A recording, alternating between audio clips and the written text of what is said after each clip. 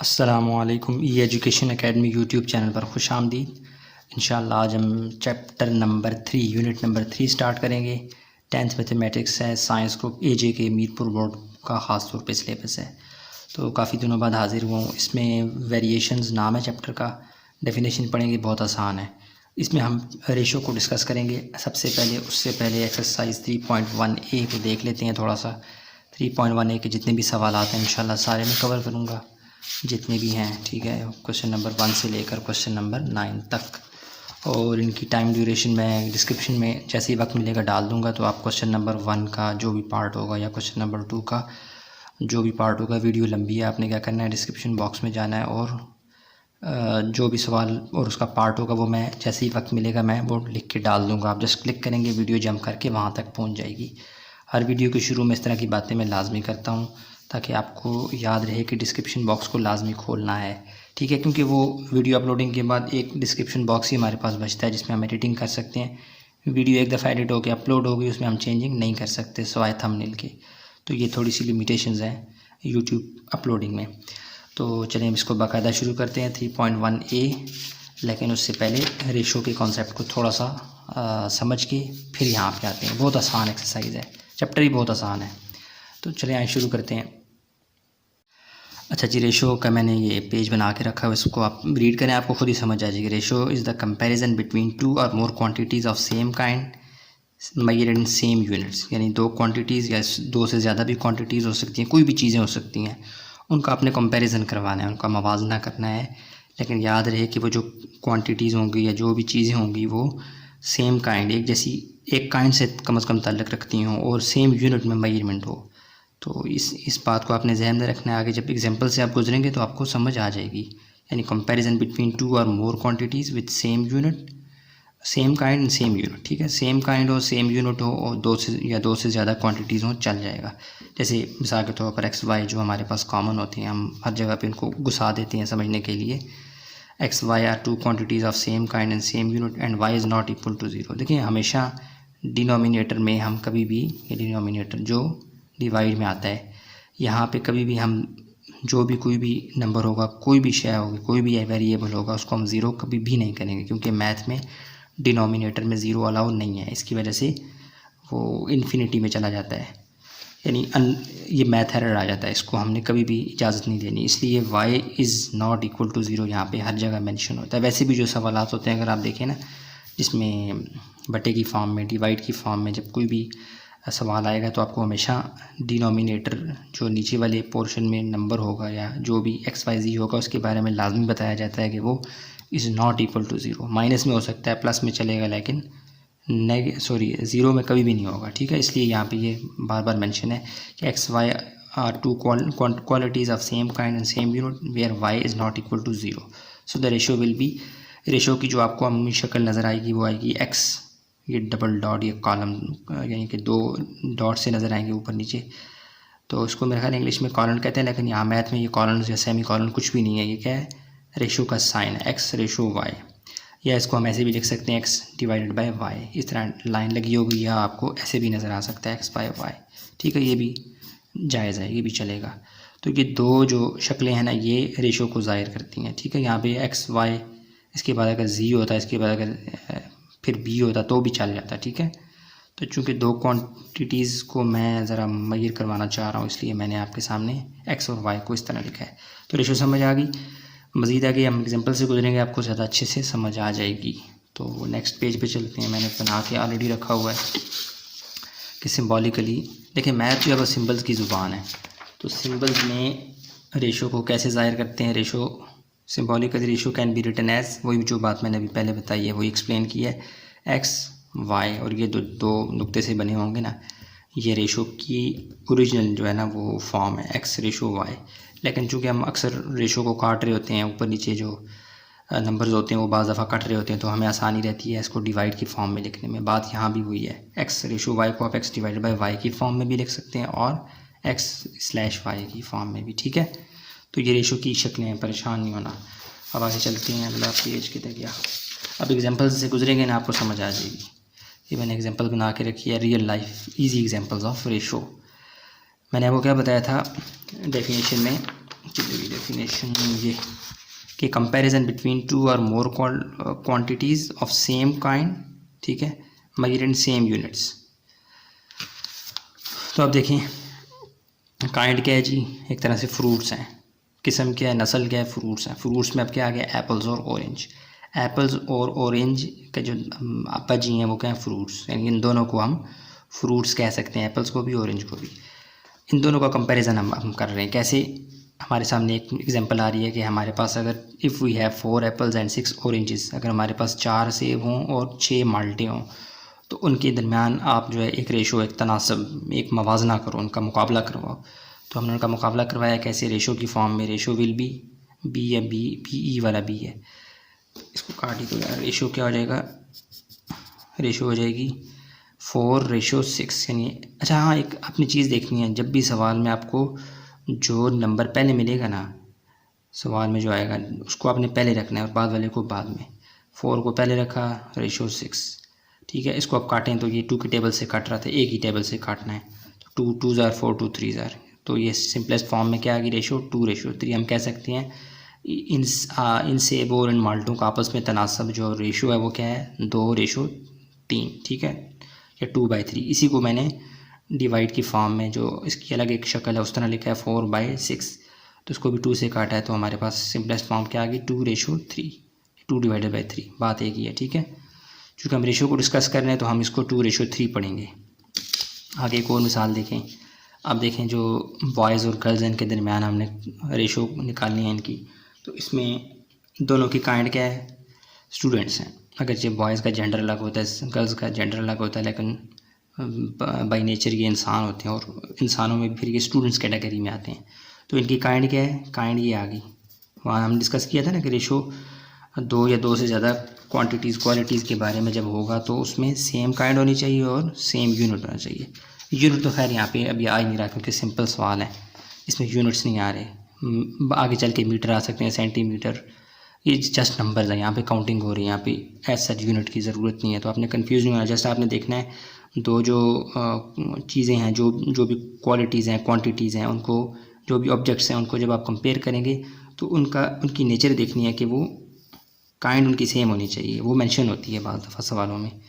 ज़्यादा डिटेल में जा रहा हूँ, आप बस ये समझें कि स्टूडेंट्स हैं बॉयज़ और गर्ल्स, एक क्लास में बॉयज़ और गर्ल्स स्टूडेंट्स हैं, उनका हमने कंपैरिजन करना है रेशो की फॉर्म में। तो क्या करेंगे, क्लासरूम 8 बॉयज़ एंड 12 गर्ल्स, इनका रेशो निकालना है। तो बॉयज़ का नंबर क्या है 8 और गर्ल्स का नंबर क्या है 12, 8:12 आ गया।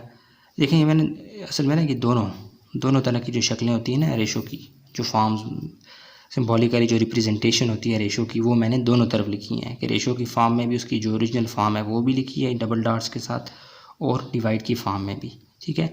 तो 8:12 ये मज़ीद अगर कटता हो तो हमने किसी नंबर से काटना है, तो वो 2 से कट रहा है, नहीं सॉरी 4 से, 4 2 ज़ार 8, 4 3 ज़ार, 2 से भी कटेगा लेकिन फिर मज़ीद कटेगा, तो मैंने एक ही दफ़ा 4 से काट लिया, 4 2 ज़ार 8, 4 3 ज़ार 12, तो ये सिंपलेस्ट फॉर्म बन गई। सेम यहाँ पे भी वही चीज़ है, उसको थोड़ा सा इस शक्ल में लिखा है 8/12, 4 2 ज़ार 8, 4 3 ज़ार, तो ये सिंपलेस्ट फॉर्म रेशो आ गई। यानी बॉयज़ और गर्ल्स की रेशो क्या है, 2:3, यानी 2 लड़कों के मुकाबले में 3 लड़कियाँ हैं, समझ आ गई। यानी 2 लड़के अगर मुकाबला करें तो उनके सामने मध्य मुकाबले कितनी लड़कियाँ होंगी, 3, 2:3, समझ आ गई। एक एग्जांपल और भी मैंने की हुई है, वो भी दिखाता हूँ, फिर हम एक्सरसाइज की तरफ चलेंगे।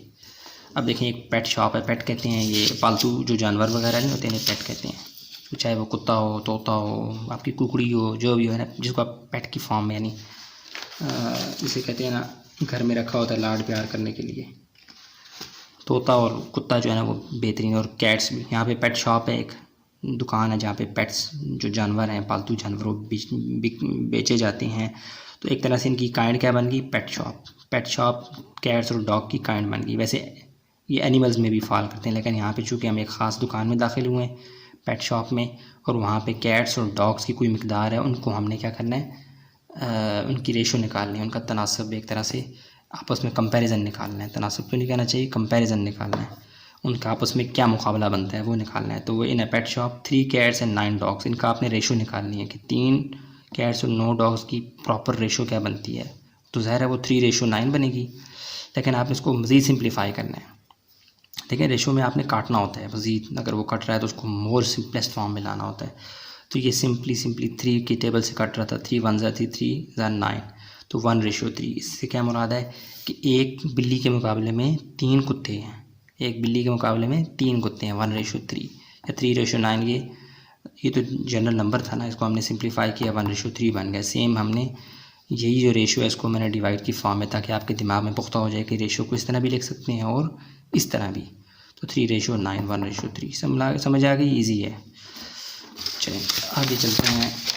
अच्छा एक मैंने और पॉइंट थोड़ा सा देखा था, वो भी आपको बता दूं कि रेशो का पैटर्न भी आपने जहन में रखना है। जैसे एक सवाल है कि Ali has a property worth इतने, अली की प्रॉपर्टी है उसकी वर्थ इतनी बनती है, PKR में या जो भी USD में लिखते हैं जो भी, यानी कि कीमत है उसकी 5,80,000 बन रहा है। तो हाँ ठीक है, 5,80,000 अली की प्रॉपर्टी, अली साहब है कोई, उनकी प्रॉपर्टी इतनी है। तो वो क्या चाहते हैं कि वो इसको अपने बच्चों में तकसीम करना चाहते हैं। बच्चे कौन से हैं? कामरान साहब है, एक शाहिद है और एक बिलाल है। तो अली की प्रॉपर्टी 5,80,000 थी, तो वो ये 3 लोग झगड़ रहे हैं उसके बेटे कि हमें मसा दो अब्बा जी। अब्बा जी ने कहा ठीक है कामरान, तुमने मेरी बड़ी खिदमत की है, तुम्हें 3 हिस्से मिलेंगे। शायद जो है वो बदतमीज़ था, बहुत पैसा इसने ज़ाया किया, इसलिए उसको 1 हिस्सा मिलेगा। बिलाल थोड़ा कम बदतमीज़ है, उसको 2 हिस्से मिलेंगे। तो कामरान फरमाबरदार है, उसको 3 हिस्से, शायद को 1 और बिलाल को 2। तो अब आपने क्या करना है, सवालों में क्या आया करेगा, जो पैटर्न होगा ना आपने उसी को फॉलो करना है। देखिए कामरान, शाहिद एंड बिलाल का ये रेशो बन रही है। अब आपने अपनी मर्ज़ी से कामरान को ये 1 नहीं दे देना, शाहिद को ये 3 नहीं दे देना, बिलाल को 2 नहीं दे देना। समझ आ गई? तो सोल्यूशन में जब आप जाएंगे तो आपने पैटर्न को, रेशो के पैटर्न को सवाल के मुताबिक फ़ॉलो करना है। चढ़क हो गया, कामरान, शाहिद और बिलाल जिस पैटर्न से आ रहे थे, पहले कामरान आ रहा था, फिर शाहिद, फिर बिलाल, आपने भी ऐसे ही लिखना है, कामरान, शाहिद और फिर बिलाल। फिर कामरान का जो हिस्सा बन रहा था वो 3 था, शुरू में 3 है, शुरू में कामरान है 3 लिखो, शुरू सेकंड में शाहिद है, सेकंड में 1 है 1 लिखो, थर्ड पे बिलाल है, थर्ड पे 2 है 2 लिखो। समझ आ गई? अब इसको मज़ीद आगे सिंप्लीफाई करेंगे अगर होता हुआ, और मज़ीद इसको फिर इससे डिवाइड करेंगे। जिस तरह एक ख़ास तरीके से तकसीम होती है वो आगे चल के सवालों में हम सीख जाएंगे। सिर्फ आपको बताना ये है कि आपने पैटर्न जो फ़्लो है उसको ख़त्म नहीं करना, उस तरतीब को आपने तोड़ना नहीं है, वरना सारा काम ख़राब हो जाएगा। समझ आ रही है? ये थोड़ा सा मैं आपकी तवज्जो दिलाना चाहता था। अब चलते हैं बाकायदा एक्सरसाइज 3.1A की जानिब। अच्छा जी, क्वेश्चन नंबर 1 के पार्ट 1, 2 और 3 आपके सामने है। क्या कह रहा है जी, सिंप्लीफाई द फॉलोइंग रेशोज़, यानी वो आपसे ये कह रहा है कि रेशोज़ मैं आपको दे रहा हूँ, सिंपली आपने उनको काटना है, यहाँ तक काटना है कि वो मज़ीद कटने के काबिल ना रहें, बिल्कुल आखिरी हद तक उनको ले जाना है। यानी कि काटने से मुराद क्या, सेम टेबल से काटना है। अब 6:12, अब 6 कुत्ते हैं, 12 बिल्लियाँ हैं, क्या हैं ये हमें वो नहीं बता रहा, जस्ट वो नंबर दे रहा है, जस्ट वो आपकी प्रैक्टिस करवा रहा है नंबर्स के साथ कि रेशो की फॉर्म में पड़े हुए हैं। अब देखें 6:12 है, इसको आप ऐसे भी लिख सकते हैं 6/12, लेकिन चूँकि जो फॉर्म है रेशो वाली, इसी को हम लेके आगे चलेंगे ताकि बुक में जो आंसर है आपको वही सेम हूबहू नज़र आए। तो ठीक है, मैंने क्या किया 6:12, और चूँकि हमारी आदत बनी होती है इक्वलिटी का निशान डालने की, तो यहाँ पे चूँकि इक्वलिटी का निशान के बजाय आप ये वाला निशान डाल दें, तीर का, ये इम्प्लाइज दैट इसको कहते हैं। 6:12 एक दफ़ा रिपीट हो गया सवाल। अब आगे चल के आप इसको काटें, यहीं से काट लें, बल्कि आगे काटें 6:12 किसी एक टेबल से। तो अगर ये नंबर और ये आखिरी वाला नंबर ये इवन हो ना, यानी 2 4 6 8 10 2 के टेबल पर कट रहे हो, तो वो लाजमी 2 के टेबल पे कट जाते हैं। तो 2 के टेबल से शुरू किया करें, आदत बना लें। 2 3 ज़ा 6, 2 6 ज़ा 12। अब ये साफ़ करके लिखेंगे, क्या बन गया 3:6। क्या ये मज़ीद कट सकता है? अब बिल्कुल कट सकता है, ये 3 के टेबल से कट रहा है। 3 1 ज़ा 3 3, 2 ज़ा 6। तो ये सिंपल हो के क्या आ गया जी, 1:2। ये आपका क्या है जी, आंसर। कितना आसान है, ठीक हो गया। अब आगे इसको करते हैं 30:90। सॉल्यूशन में जाके आप एक दफ़ा इसको रिपीट कर दें, 30:90, 30:90। तो अब देखें दोनों तरफ किस चीज़ से कट सकता है। सबसे पहले आप एक काम करें, इसको इस ज़ीरो से काट दें, ठीक है, यह आ जाएगा 3:9। अब 3 1 ज़ा 3 3, 3 ज़ा 9, तो रेशो क्या बन गई 1:3। ये आपका क्या है जी, आंसर। ठीक हो गया। देखें इस सवाल को आप 30:90 इसको आप ऐसे भी कर सकते हैं, ये ज़रा बता रहा हूँ सेकंड मेथड तो नहीं है, सेकंड एक तरह की शक्ल होगी, फॉर्म होगी। 30/90 को आप लिख सकते हैं 30/90। 0 0 से कट गया तो ये क्या आ गया 3/9। 3 1 ज़ा 3 3 2 ज़ा, तो ये क्या आ जाएगा 1/2। इन रेशो फॉर्म क्या आ जाएगा ये 1 ये क्या आ गया 3 1 ज़ा 3 ज़ा हो गया 1/3। इस तरह भी हो सकता है, ठीक है, जो आपको आसान लगे आप कर लें। मैंने इसको एज इट इज़ ही रहने दिया, ठीक है। आगे चलें, 4/16 सोल्यूशन में जाएं, एक दफ़ा रिपीट कर दें 4/16, फिर लिखें 4/16। अब इसको आप स्मेल कर दें, ये 4 के टेबल से डायरेक्ट कट रहा है, लेकिन मेरी आदत होती है मैं आसान टेबल से लेके जाऊं, तो मैं 2 से काटूंगा। देखूंगा ये नंबर 4 है और ये नंबर 6 है, आखिरी नंबर इवन होने चाहिए। इवन किसे कहते हैं, जो 2 के टेबल पे कटते हैं, 2 4 6 8 10। तो ये 4 और 6 ये क्या है, इवन नंबर है, इसका मतलब है ये 2 से कट जाएगा। 2 2 ज़ार 4, 2 8 ज़ार 16, तो ये क्या बन गया 2/8। 2 1 ज़ार 2 2, 4 ज़ार 12, तो ये क्या आ गया सिंप्लीफाई होके 1/4। ये आपका क्या आ गया जी आंसर। कितना आसान है, ठीक है। इसको आप फिर इस तरह भी लिख सकते हैं 4/16, फिर इनको काटते काटते 1/4 आ जाएगा। ये बहुत आसान सवाल है, जस्ट आपने काटना है, जो आपकी मैट्रिक तक अच्छी खासी प्रैक्टिस हो चुकी होगी, ठीक है। क्वेश्चन नंबर 1 के पार्ट 1 पार्ट 2 पार्ट 3 बहुत आसान है। आगे चलते हैं, क्वेश्चन नंबर 1 के मज़ीद जो पार्ट्स हैं उनको देख लेते हैं। हाँ जी, क्वेश्चन नंबर 1 के बाकी पार्ट्स आपके सामने हैं। सोल्यूशन में जाके आप एक दफ़ा इसको रिपीट कर लें ऐसे 45/81, ठीक है, फिर 45/81। अच्छा, अगर ये आखिरी नंबर जो राइट साइड वाला है ये इवन होता तो मैं 2 से लाजमी तौर पे इसको काटता और ये कट भी जाता, लेकिन अभी चूँकि 2 के टेबल पर नहीं जा रहा है, ये 5 और ये 1, ये किस पे जाता है, सॉरी ये ऑड नंबर है, तो इसके लिए फिर मुझे स्मेल करना पड़ेगा ये किस पे जाता है। उसके लिए आप कैलकुलेटर आपके पास होगा, चूँकि आप यूज़ करते रहते हैं। 45 को डिवाइड करें, अगर आपको टेबल जो याद है 2 3 4 5 6 9 10 तक तो आपको लाजमी अच्छे से याद होने चाहिए। अगर याद होंगे तो आप फ़ौरन स्मेल कर लेंगे, ये 9 के टेबल पर डायरेक्टली कट रहा है और 3 के टेबल से भी जा रहा है, ठीक है। तो आप कैलकुलेटर पास रखेंगे, ऐसे शुरू किया करें 45/2 81/2 पॉइंट्स में आ रहा है तो छोड़ दें। 45/3 करेंगे तो ये दोनों कट रहे होंगे, ठीक है। 3 से शुरू कर दें फिर आप, या 9 से डायरेक्टली काट दें तो भी आपकी मर्ज़ी। मैं छोटे टेबल से शुरू करूँगा 3 से। तो सबसे पहले इस नंबर को आप काटें, 3 1 ज़ार 3, क्या बचा 4 बच गया, यानी 1 बच गया, 1 यहाँ चला जाएगा, 1 यहाँ जाके 5 से ऐसे मिलेगा, तो ये बन जाएगा 1 5 15, ठीक हो गया। तो 15 3 कितने ज़ार 15 होता है, 3 5 ज़ार 15, ठीक हो गया। अब यहाँ पे जाएं, 3 का टेबल पढ़ें, 8 से कम आना चाहिए। 3 1 ज़ार 3, 3 2 ज़ार 6, 3 3 ज़ार 9, तो ये 2 ज़ार 9 पे नहीं जाना हमने। 3 2 ज़ार 6 हो गया, 7 8 2 बच के 2 यहाँ जाके 1 से मिले तो ये 21 बन गया। तो 3 7 ज़ार 21 सॉरी, तो ये आ गया 15/27। यार ये आपको समझ आई है, ये अब बच्चों वाला है, ये अब आपको समझ आनी चाहिए। मैट्रिक साइंस पे अब आप आ गए हैं, कैलकुलेटर से भी आप कर सकते हैं, डायरेक्टली 9 से भी काट सकते हैं, तो मैं छोटे टेबल से आ रहा हूँ। अब मज़ीद इसको काटें, 3 के टेबल से कटेगा, 3 5 ज़ार और 3 9 ज़ार, तो ये क्या आ गया 5/9। ये आपका क्या आ गया जी आंसर, समझ आ गई। इसको मज़ीद आप दोबारा से करना चाहते हैं तो आप इसको 9 के टेबल से भी काट सकते हैं। 45/81, आप कैलकुलेटर से 45/9 करें, 81/9 करें तो आपको पता लग जाएगा ये दोनों कट रहे हैं। तो 9 का टेबल भी आपको आना चाहिए, तो ये क्या आ जाएगा 9 5 ज़ार और 9 9 ज़ार, तो ये डायरेक्टली 5/9 आ जाएगा, समझ आ गई। अच्छा, सोल्यूशन में जाएं अगले सवाल की तरफ, तो ये 12/36/48, इसको एक दफ़ा रिपीट कर लें, 12/36/48। तो चूँकि आखिरी नंबर मैं स्मेल करता होता हूँ, वो अगर इवन है तो मैं 2 से काटता हूँ, आसान से आसान करने की कोशिश करता हूँ। तो ये आखिरी नंबर 2 है, या आखिरी नंबर 6 है, या आखिरी नंबर 8 है। ये 2 2 6 8 के तीनों नंबर जो हैं वो इवन नंबर हैं, 2 4 6 8 10 12, ये जितने भी हैं इवन नंबर्स होते हैं। सेट ऑफ इवन नंबर्स का आपको कॉन्सेप्ट होगा, तो इसलिए ये 2 के टेबल से आराम से कट जाएंगे। तो मैं 2 से काटना शुरू करूँगा, 2 क्या आ जाएगा 6 ज़ार 12।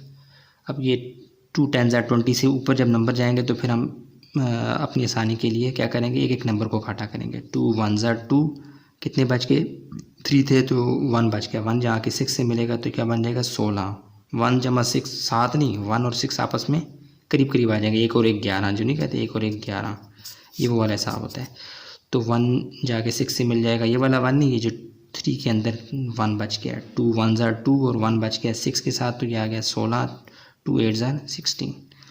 अच्छा अब क्या आ गया, 2 ज़ार 4, 2 4 ज़ार 8, तो ये क्या आ जाएगा 6:18:24। ये मज़ीद फिर 2 से कट रहे हैं, 2 3 ज़ार 6 और 2 3 ज़ार 6, 2 9 ज़ार 18, 2 1 ज़ार 2, 2 2 ज़ार 4। अब ये आ जाएगा 3:9:12। अब ये सामने नज़र आ रहा है कि 3 का टेबल है, 3 1 ज़ार 3, 3 3 ज़ार 9 और 3 4 ज़ार 12। ये आ जाएगा 1:3:4। यार ये आपका आंसर आ गया। अगर आप मज़ीद देखेंगे ना, बाज़ दफ़ा बच्चों को ऐसे भी करवाया जाता है, डिवाइडेड बाय, इसको करवा देंगे डिवाइडेड बाय 2, फिर डिवाइडेड बाय 3, ऐसे करके सबको डिवाइड करवाने वाला, वो मुझे ज़्यादा कॉम्प्लेक्स लगता है, ज़्यादा मुझे लगता है कि मुश्किल होता है बच्चों के लिए, मुझे ऐसे लगता है। अगर आपको वो लगता है तो आप वो वाला कर लें। ऐसे यहाँ पे जैसे मैंने काटा ना 2 के साथ, तो आप कर देंगे डिवाइडिंग, सबको 2 से डिवाइड करवा दें, फिर यहाँ पे जैसे ये मैंने 2 के साथ फिर काटा है, फिर 2 के साथ डिवाइड करवा दें, फिर 3 के साथ डिवाइड करवा दें। तो उसके बजाय डायरेक्ट आप काट लें, वो ज़्यादा अच्छा है। और वैसे भी आप मैटर पे आ गए तो आपको वो बच्चों वाला तरीका नहीं आना चाहिए, ये वाला ज़्यादा बेस्ट है, डायरेक्ट काट लें। तो इस तरह हमारा क्वेश्चन नंबर 1 के तमाम पार्ट्स ख़त्म हो गए हैं। समझ नहीं आती, कोई कन्फ्यूजन है कमेंट में ज़रूर बताएं, ठीक है। अब चलते हैं क्वेश्चन नंबर 2 की जानिब। अच्छा जी, क्वेश्चन नंबर 1 का एक पार्ट रह गया था, मुझे लगा ख़त्म हो गए, तो इसको देखते हैं। बहुत आसान है कि भी सोल्यूशन में जाएं, एक दफ़ा आप इसको रिपीट करवा लें।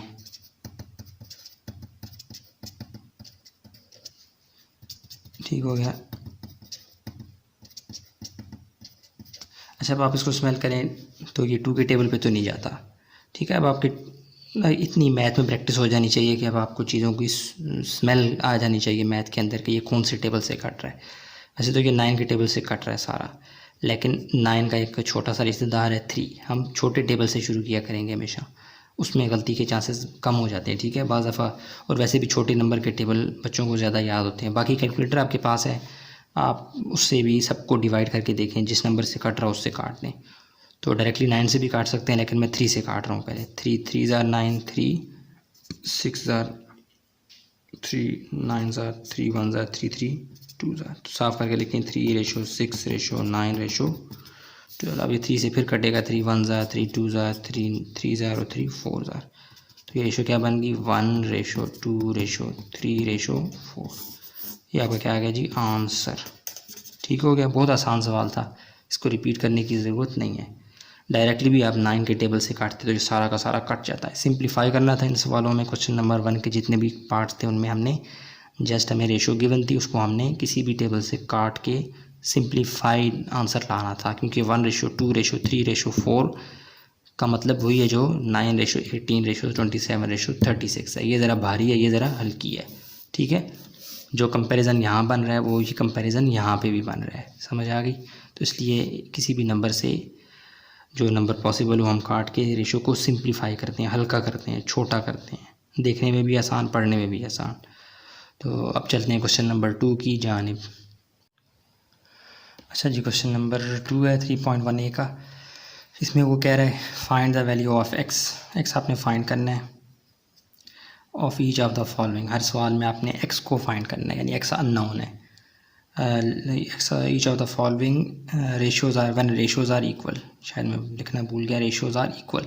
कहता है एक्स आपने फाइंड करना है। कंडीशन क्या बता रहा है, शर्त क्या बता रहा है, चाबी क्या दे रहा है कि ये 2 रेशोज़ हैं, देखें एक ये रेशो है और एक ये रेशो है, कामे से जुदा हैं। कामा क्या बता रहा है कि ये अलग रेशो है, ये अलग रेशो है। कहता है ये दोनों आपस में बराबर हैं, ये आपको मैं चाबी दे रहा हूँ। तो हम शुरू करेंगे, सोल्यूशन में जाएंगे, ठीक है। तो सोल्यूशन में जाके एक दफ़ा आप रिपीट कर दें। तो गिवन दैट हमें क्या है जी कि बोथ रेशोज़ आर इक्वल। तो हम क्या कर देंगे, 3:5 = x:6। ये हमें उसने सवाल में बताया है कि रेशोज़ आर इक्वल। ये चाबी उसने हमें दी है। तमाम सवालों में हम दोनों रेशोज़ को, ये कामे के निशान को हटा के इक्वलिटी का निशान डालेंगे, ये वो उसने हमें सवाल में बताया है। ठीक हो गया। तो अब इसको आप रेशो की बजाय अगर आप इसको ऐसे भी हल हो सकता है, लेकिन इसको ज़्यादा आसान बनाने के लिए आप इसको डिवाइड फॉर्म में ले आएँ। क्योंकि रेशो को हम डिवाइड फॉर्म में भी लिख सकते हैं। तो ये क्या हो जाएगा 3/5 इक्वल टू x/6। अच्छा, एक चीज़ का ध्यान रहे, जो लेफ़्ट साइड पे रेशो होगी ना वो हमेशा ऊपर आएगी और राइट साइड वाली हमेशा नीचे जाएगी। ऐसा नहीं करना 5 को ऊपर लिख दिया 3 को नीचे, सारा सत्यानाश हो जाएगा। समझ आ रही है? अब देखेंगे जो रेशो पड़ी हुई है इसमें जो फर्स्ट नंबर पे 3 इसको मैंने ऊपर लिखा और जो सेकंड वाले पे है वो नीचे। समझ आ गई? यानी लेफ़्ट वाला ऊपर आएगा, राइट वाला नीचे। ये देखें यहाँ पे ये लेफ़्ट वाला x ऊपर और राइट वाला नीचे। इसी पैटर्न को आपने फॉलो करना है। अब इसको आप देखें कि 3/5 है इक्वल टू x/6। अब आप देखें ये 6 डिवाइड हो रहा है और यहाँ पे 5 डिवाइड हो रहा है। अगर मैं इनको बाय क्रॉस मल्टीप्लिकेशन करूँ या 6 को यहाँ डिवाइड हो रहा है वहाँ ले जाऊँ तो क्या हो जाएगा मल्टीप्लाई, 5 यहाँ डिवाइड हो रहा है वहाँ जाके क्या हो जाएगा मल्टीप्लाई। चूँकि हम x फाइंड करना चाह रहे हैं तो हमें ये क्रॉस मल्टीप्लिकेशन या जो यहाँ पे डिवाइड हो रहा है उसको वहाँ पे ले जाना ज़रूरी है। तो ये क्या हो जाएगा 3 के साथ मल्टीप्लाई हो जाएगा 6 यहाँ आके, 5 यहाँ डिवाइड हो रहा है वहाँ जाके क्या हो जाएगा मल्टीप्लाई विद x। तो ये क्या बन जाएगा 6 3 ज़ार 18 इक्वल टू 5 और x आपस में मल्टीप्लाई होकर चिपक जाएंगे, ये बन जाएगा 5x। x 5 के बजाय आप नंबर को पहले बाद में वेरिएबल को लिखेंगे 5x आ गया। तो इसको थोड़ा सा आप सीधा करके अगर लिखें यहाँ पे आ जाएं और कर दें इसको तो ये क्या बन जाएगा यहाँ पे 5x को ले आएँ इक्वल टू 18। तो x यहीं पे रहेगा 5, चूँकि x को हमने निकालना है 5 यहाँ मल्टीप्लाई हो रहा है वहाँ जाके क्या हो जाएगा डिवाइड। तो ये आप कैलकुलेटर से करेंगे आपके पास आंसर आ जाएगा। मेरे पास पता नहीं कैलकुलेटर किधर चला गया, मैं यहाँ ज़रा इसको मैनुअली कर लेता हूँ। 18 को अंदर और 5 को बाहर, 5 3 ज़ार 15 और 18 में से 15 गए 3, तो ये 3 नहीं जाता, पॉइंट लगाया यहाँ से फर आ गया 5 6 ज़ार 30। तो ये हमारा आंसर आ गया x इज़ इक्वल टू 3.6। ये हमारा आंसर है। ठीक हो गया, आगे चलते हैं। ये आपने नहीं करना, अगर आप कैलकुलेटर है तो डायरेक्टली कर लेना, ये मेरे पास नहीं है इसलिए मैं कर रहा हूँ। ठीक हो गया, ये सवाल आपके सामने है। 2 रेशोज़ थी, उनको उसने सवाल में बताया था कि ये दोनों रेशोज़ आपस में बराबर हैं, तुम मुझे x निकाल के दो। हमने कहा मसला ही कोई नहीं है, वो लिखा एक दफ़ा रिपीट किया गिवन दैट क्या है जी ये दोनों रेशोज़ आपस में बराबर हैं। इक्वालिटी का निशान आ गया, कॉमे का चला गया, इक्वालिटी का आ गया। इसको डिवाइड फॉर्म में लिखा और फिर 5 को उधर ले गए मल्टीप्लाई करवाया, 6 को इधर ले आया बाय क्रॉस मल्टीप्लिकेशन। लिख भी नहीं बेशक, बाय क्रॉस। तो ये 6 वहाँ चला गया, 5 वहाँ चला गया, तो मल्टीप्लाई होकर 5x इक्वल टू 18 आ गया। सीधा करके लिखा, x को अकेला किया, 18 डिवाइडेड बाई 5 किया। कैलकुलेटर से करेंगे 4 आ जाएगा, मेरे पास नहीं था मैंने मैनुअली किया। अच्छा आगे चलते हैं, यानी हाथ से किया। अब आगे देखते हैं, इसको सोल्यूशन में जाएं, एक दफ़ा रिपीट कर लें। क्या है जी x ratio 2, 4 ratio 5 given that. Given condition क्या है जी, गिवन कंडीशन ये है जी कि x बाय, इसको हमने डिवाइड की इक्वालिटी के फॉर्म में लाना है। x रेशो 2, कॉमे की जगह क्या आ जाएगा इक्वालिटी 4 रेशो 5। उसने हमें ख़ुद बताया कि जो 2 मैं आपको रेशोज़ दे रहा हूँ वो बराबर है, तो हमने उस बात को सिम्बॉलिकली लिख दिया। अब क्या करना है जी, अब आप इसको डिवाइड की फॉर्म में ले आएँ।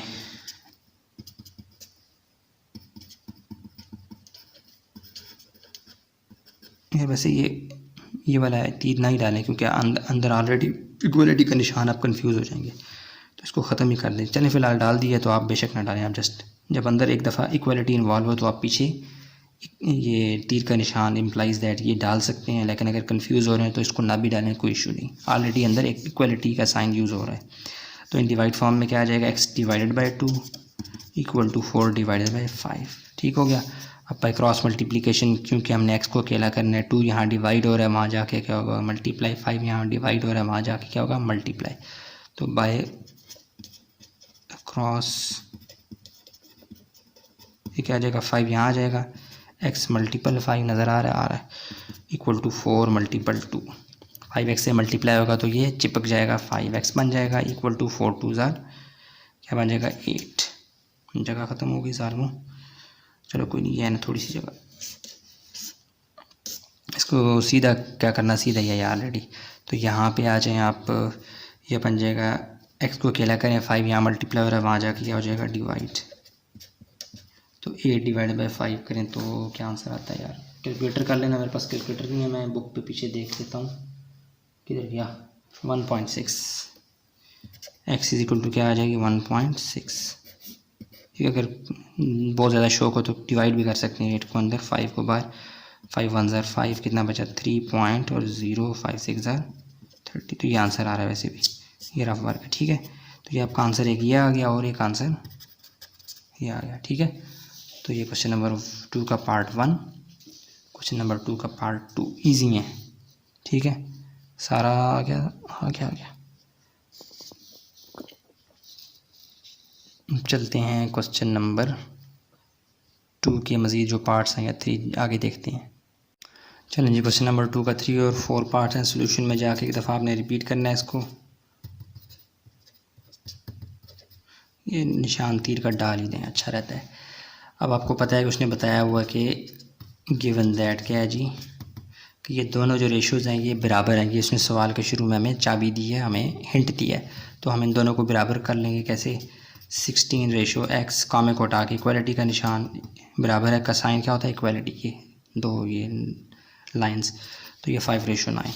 अब आपने x को अकेला करना है, तो उसके लिए आप इसको ज़्यादा बेहतर है कि एक और जो फॉर्म होती है रेशो की, डिवाइड की फॉर्म है, वो ले आए आप। इन डिवाइड फॉर्म लिखते हैं, ये बनेगा 16/x। याद रखना है जो रेशो में लेफ़्ट साइड पे नंबर होता है, जो भी चीज़ होती है वो ऊपर आती है और राइट साइड वाली नीचे। इस पैटर्न को फॉलो करना है, ये ना x को ऊपर लिखते हैं और 16 को नीचे, ये काम नहीं करना। इस यहाँ पे देखें 5:9 है, तो क्या आ जाएगा? 5 पहले, जो लेफ़्ट साइड पे होगा वो पहले और दूसरा वाला नीचे। इस तरह आपने करना है। ठीक है, अगर मैं इसको 9:5 किया तो सत्यानाश। अच्छा, अब क्या करना है? By cross multiplication. 9 यहाँ डिवाइड हो रहा है, वहाँ जाके मल्टीप्लाई, x यहाँ डिवाइड हो रहा है, वहाँ जाके मल्टीप्लाई। इसको क्रॉस मल्टीप्लिकेशन भी कहते हैं, ये इधर ये इधर। तो ये क्या बन जाएगा? 9 वहाँ चला जाएगा, 16 × 9 = 5 × x। ठीक हो गया, 16 × 9 करेंगे, आ जाएगा 144 = 5x। और ये क्या आ जाएगा? यहाँ पे आ जाए,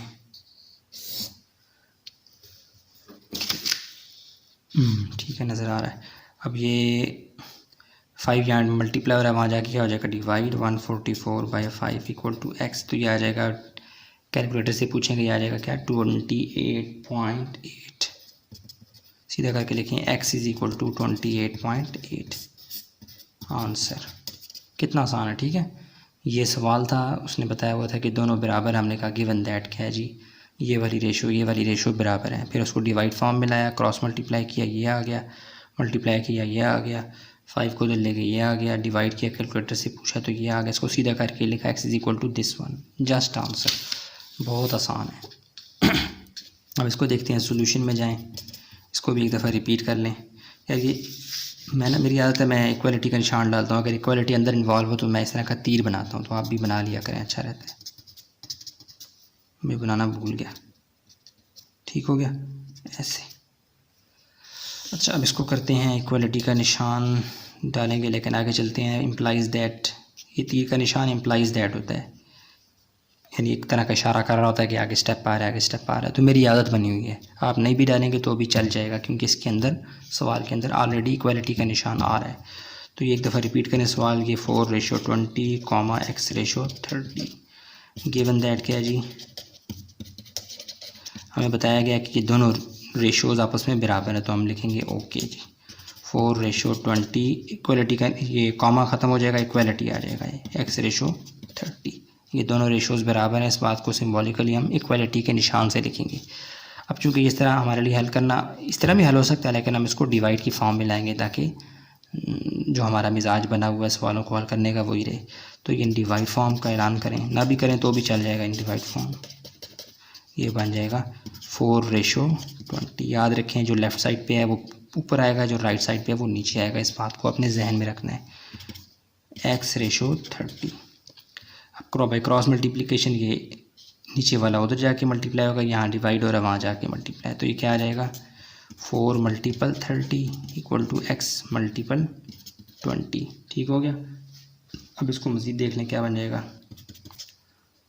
4 0 0, 4 3 12 = ये मिक्स हो जाएगा 20x। तो अब ये 20 यहाँ पे मल्टीप्लाई हो रहा है, वहाँ जाके क्या हो जाएगा? डिवाइड। 120/20 = x। ये 0 0 से कट गए, तो ये क्या आ जाएगा 12/2 इक्वल टू एक्स। जगह नहीं, यहाँ पे आ जाएं। 0 0 से कट गया, एक जैसे नंबर कट जाते हैं। 0 0 से कट गया, 12/2 आ गया, 2 1 ज़ा 2 6 ज़ा। तो 6 की ये क्या आ जाएगा 6 इक्वल टू एक्स और एक्स इज़ इक्वल टू 6। 6 के नीचे 1 लिखने की ज़रूरत नहीं है, हर नंबर के नीचे क्या होता है 1 होता है, तो इसलिए 6/1 की लिखने की ज़रूरत नहीं, जस्ट 6। तो ये यहाँ पे समझ आ गई आपको।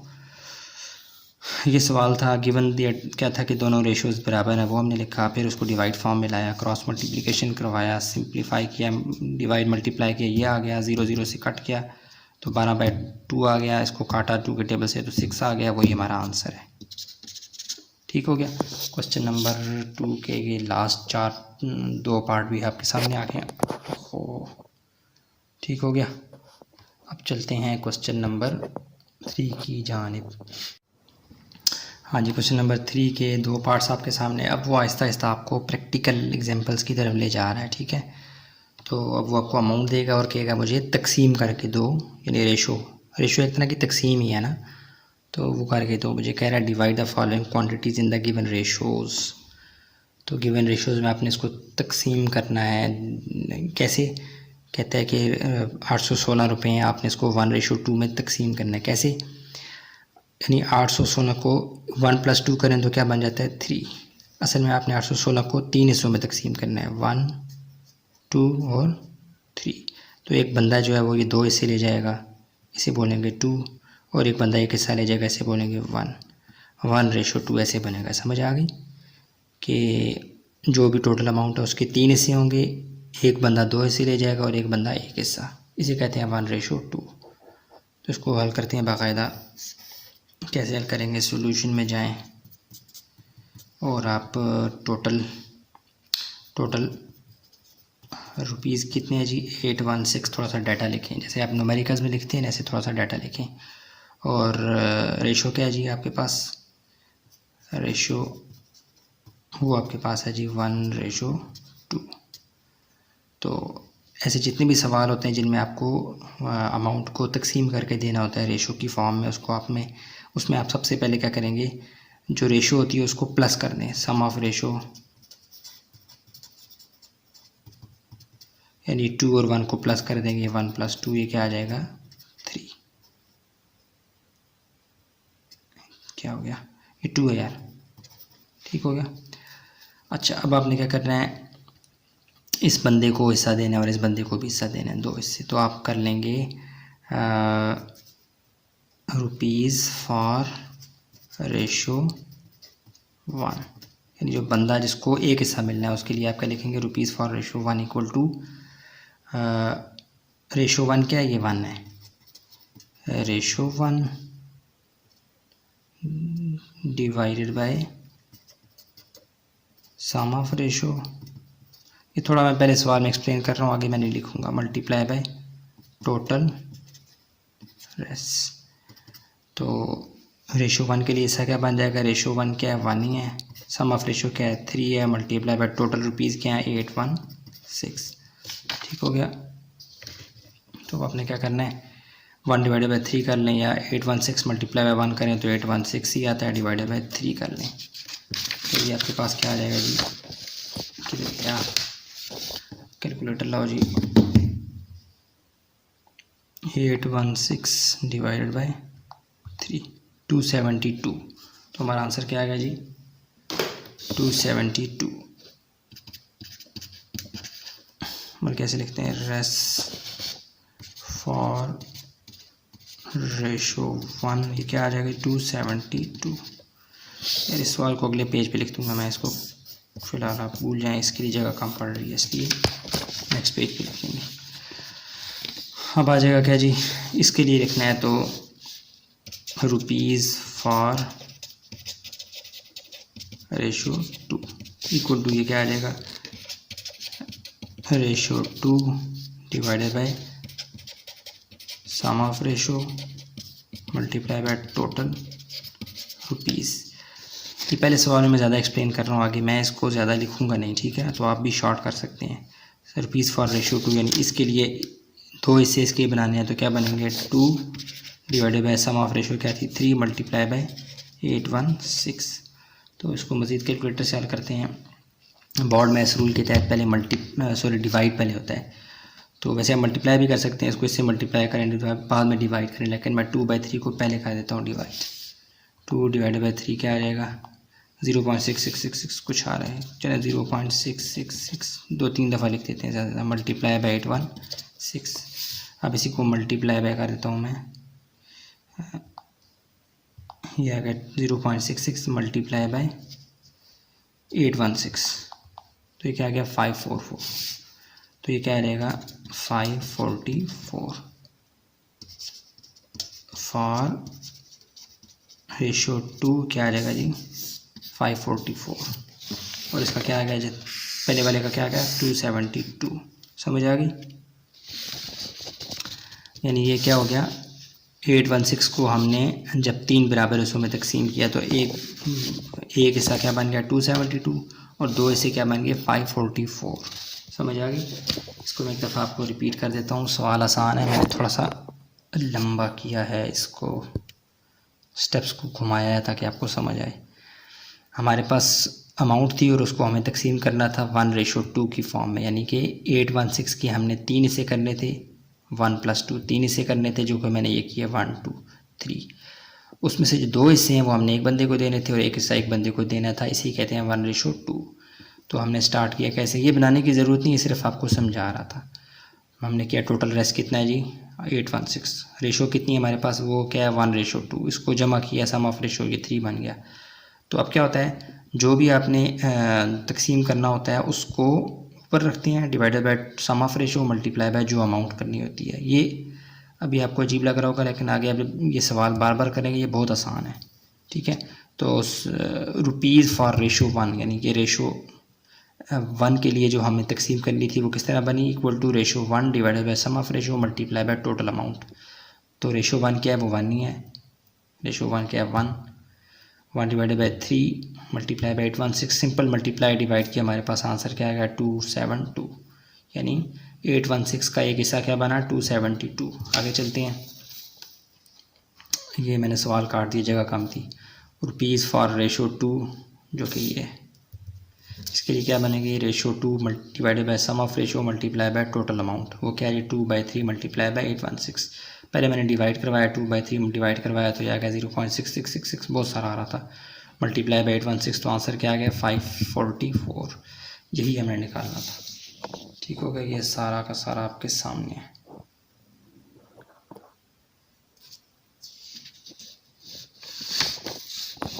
सारा क्यों नहीं आ रहा? अब आ गया? ठीक है, अब चलते हैं क्वेश्चन नंबर 3 के पार्ट 2 की जानिब। हाँ जी, क्वेश्चन नंबर 3 का पार्ट 2 है। तो ये बहुत आसान है। आपने 1500 रुपये को 3:9 में बांटना है, तकसीम करना है। मतलब इसका सादा मफहूम क्या होगा? 1500 को आपने 3 + 9, 9 + 3 क्या हो जाएगा? 12 हिस्से करने हैं इसके, यानी 1 2 3 4 5 6 7 8 9 10 11 12। इन 12 हिस्सों में से आपने ये 9 है ना, ये 9 ये एक बंदे को देने हैं, ये 9 है। और जो 3 हिस्से हैं ये किसको देने हैं आपने? एक और बंदे को। 3:9 ऐसे। तो अब ये काम हम कैसे करेंगे? अब देखें, ये काम अगर हमें ऐसे करना पड़ जाए तो हमें मुश्किल होगा, लेकिन मैथ हमें आसान कर देती है। इसको कैसे करना है? सॉल्यूशन में जाके टोटल हमारे पास अमाउंट क्या है जी? 1500। और हमारे पास रेशो क्या है जी? ये है जी 3:9। हमें सम ऑफ रेशोज़ लाजमी तौर पे निकालनी होती है इस काम के लिए। तो सम ऑफ रेशो इक्वल टू ये आ जाएगा 3 + 9, ये आ जाएगा 12। ठीक हो गया? 12। अब आपने क्या करना है इसके लिए? यानी 3 हिस्से निकालने हैं इसमें से और 9 हिस्से निकालने हैं। उसके लिए आप क्या करेंगे? रेशो फॉर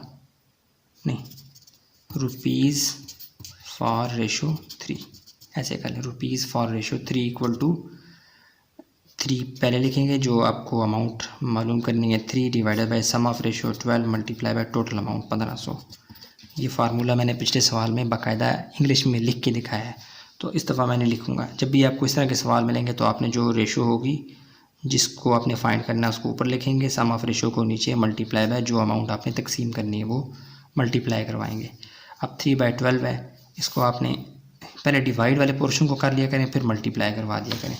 यहाँ पे आ जाए, देखें ये 3/12 करेंगे, आ जाएगा 0.25, तो ये आ जाएगा इक्वल टू 0.25 मल्टीप्लाई बाय 1500, तो ये इक्वल टू 0.25 मल्टीप्लाई बाय क्या जी 1500, ये क्या गया 375, तो ये आ गया 375, ये आपका आंसर, यानी रुपीज़ फॉर रेशो 3, यानी 3 से क्या बन गए 1500 के 375 रुपये। ये वाले क्या बन गए 3 से 375 रुपये को हमने दिए और बंदे को फ़ारग कर दिया। अब हमने फाइंड करना क्या, rupees for ratio 9 equal to, वो क्या होगा 9 है तो 9 ऊपर रहेगा, divided by sum of ratio वो क्या है 12 मल्टीप्लाई बाय 1500। अब पहले जो डिवाइड वाला पोर्शन है उसको पहले हल कर लें, 9 डिवाइडेड बाय 12 क्या है 0.75। कैलकुलेटर आपके पास है, मसला क्या है, तो ये आ जाएगा इक्वल टू 0.75 मल्टीप्लाई बाय किधर गया 1500, यह आ गया 1125, ठीक हो गया। ये आपका दूसरा आंसर है, एक आंसर ये आ गया और एक आंसर ये रुपीज़ फॉर रेशो 9, ठीक हो गया। इसको आप ऐसे कर लें, ये बीच में क्या आ गया रुपीज़ फॉर रेशो 9, ठीक हो गया। ये देखें दोबारा, हमारे पास 1500 रुपये थे और उसने कहा था कि इसको तकसीम करके दो 3/9 में। टोटल अमाउंट कितनी है 1500, रेशो कितनी है 3/9, सम ऑफ रेशो की है 12 आ गया। अब 3 के लिए आपने निकालना है, तो rupees for ratio 3 equal to जो रेशो होगी वो ऊपर आएगी, जो अमाउंट होगी वो ऊपर आएगी, सॉरी वो जो नंबर होगा रेशो का वो ऊपर आएगा, divided by sum of ratio हमेशा नीचे आएगी, मल्टीप्लाई बाय जो अमाउंट आपने तकसीम करनी है 1500। 3/12 किया तो 0.25 आ गया, मल्टीप्लाई 1500 किया तो हमारे पास रेशो 3 क्या आ गई 375। सेम रेशो फॉर 9 इसके लिए निकालना था, तो इक्वल टू ये वाली 9 ऊपर आ गया, divided by sum of ratio multiply by total amount, तो 0.75 ये इनको डिवाइड करने से आ गया, मल्टीप्लाई किया तो हमारे पास रेशो 9 की भी आ गई, यानी 375 रेशो 1125 असल में क्या है 3/9, जो कि अमाउंट टोटल क्या है 1500। समझ आ गई। अब चलते हैं क्वेश्चन नंबर 3 के नेक्स्ट पार्ट की जानिब। अच्छा जी, क्वेश्चन नंबर 3 का थर्ड पार्ट और फोर्थ पार्ट है, इसको देखते हैं। सोल्यूशन में जाएंगे। टोटल जो हमारे पास अमाउंट है इस दफ़ा वो किलोग्राम में, यानी इस दफ़ा आपने कोई वज़न है वो आपने तकसीम करना है 13/14 में। तो हमारे पास क्या है टोटल केजी क्या है जी 2900, और हमारे पास रेशो क्या है जी वो है जी 13/14, 13/14। सम ऑफ रेशो करेंगे हमेशा, हमने जब भी किसी अमाउंट को रेशो में लाना होगा तो हमें उसके लिए सम ऑफ रेशो लाजमी तौर पे चाहिए होगा। सम ऑफ रेशो ये क्या आ जाएगा जमा 14, समझ आ गई। तो ये आ गया 27। अच्छा, अब आपने क्या करना है 13 रेशो के लिए अमाउंट निकालनी है, तो ये आ जाएगा kilogram KG for ratio 30, KG for यानी किलोग्राम फॉर रेशो 13 क्या आ जाएगा 13 ऊपर ही आएगा हमेशा की तरह, जिसको आपने निकालना होगा वो ऊपर, divided by sum of ratio 27 multiply by total जो अमाउंट है वो क्या है 92900। इसको फाइंड करना है इक्वल टू, यार ये हम अगले पेज पे कर लेंगे। अच्छा, तो 13/27 पहले आप डिवाइड वाले पोर्शन को कर लिया करें, 13/27 ये आ जाएगा 0.481, तो 0. रिपीट नहीं करना, जस्ट 0.481 आगे 3 डिजिट्स लिख लिया करें पॉइंट के बाद, बहुत हैं, मल्टीप्लाई बाय 2900, तो ये क्या आ जाएगा इक्वल टू मल्टीप्लाई बाय 00, तो ये आ गया 1396.29, ये देखें 9 के अगला नंबर 5 या 5 से बड़ा हो तो हम इसको एक नंबर बढ़ा सकते हैं, तो ये 9 के बाद 10 आता है तो ये 0 बन जाएगा, 9 के बाद 0। खैर आप इसी को लिखते हैं 13, कोई फ़र्क नहीं पड़ता। पॉइंट के बाद थोड़े बहुत नंबर आगे पीछे हों तो आपने घबराना नहीं है। एग्जैक्टली जो आपने अमाउंट देखनी है वो यहाँ पे देखनी है 1396। ये आपको सेम नज़र आएगी, पॉइंट के बाद थोड़ा बहुत डिफरेंट आंसर हो सकता है, इसलिए आपने बुक पे हूबहू मैच करने की कोशिश नहीं करनी। जस्ट आप ये लिखते हैं 1396.29, क्या आ जाएगा 1396.29। ये हमारा एक आंसर आ गया, ठीक हो गया। यानी हमने 2900 किलोग्राम के 13 हिस्से किए, वो हमने ये बंदे को दे दिए 1396.9 kg। यहाँ 7 kg लिखते हैं बेशक। अच्छा अब आगे आ जाएं।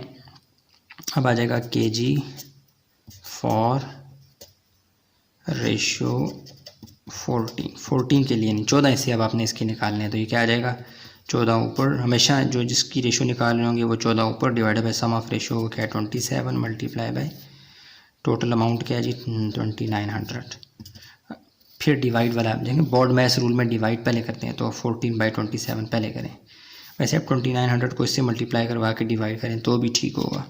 तो ये आ जाएगा 14 डिवाइडेड बाय 27, ये आ जाएगा 0.51851।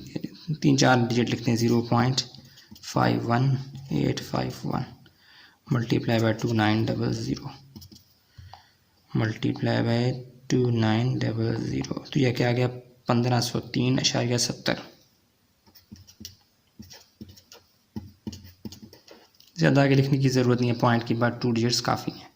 और ये यूनिट क्या चल रही है किलोग्राम, ठीक हो गया। तो ये हमारे पास दूसरा आंसर आ गया।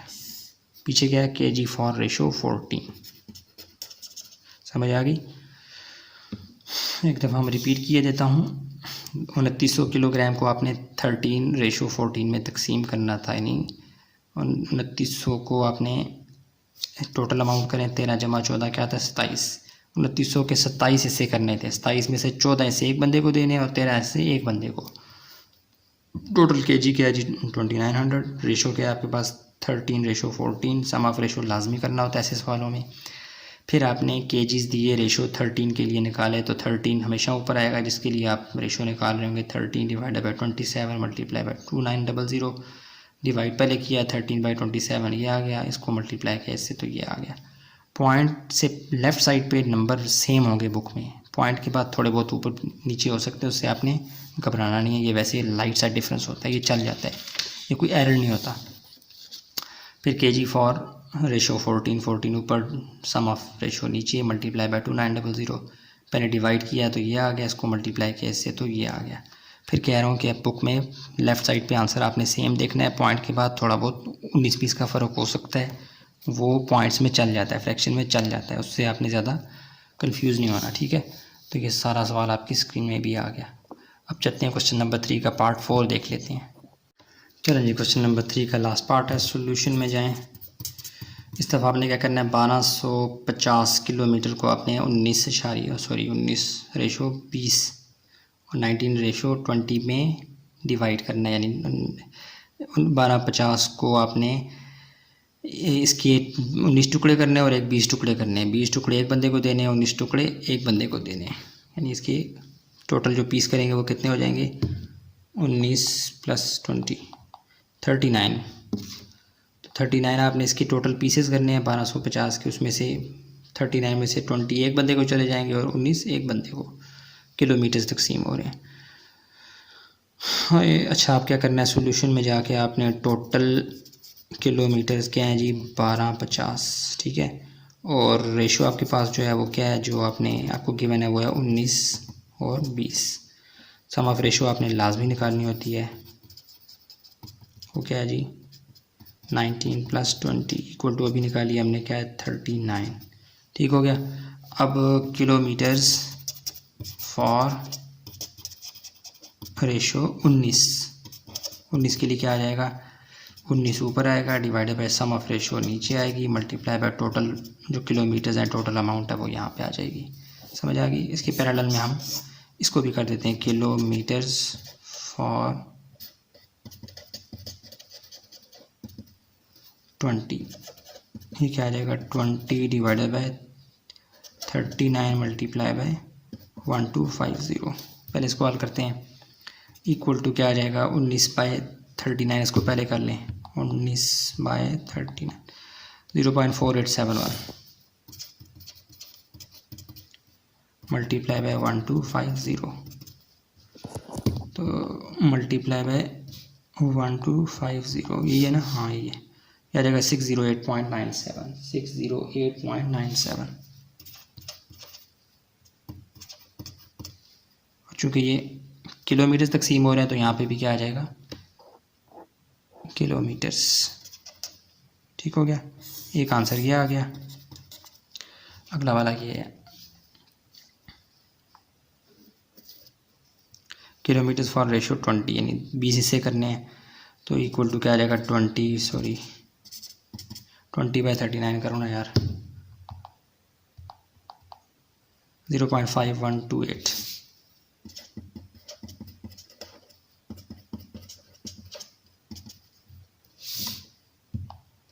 मल्टीप्लाई बाय 12250 641.02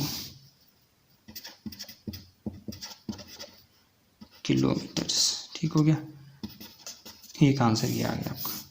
पीछे क्या चल रहा है किलोमीटर फॉर रेशो 20, यहाँ पे भी क्या चल रहा है किलोमीटर फॉर रेशो 19।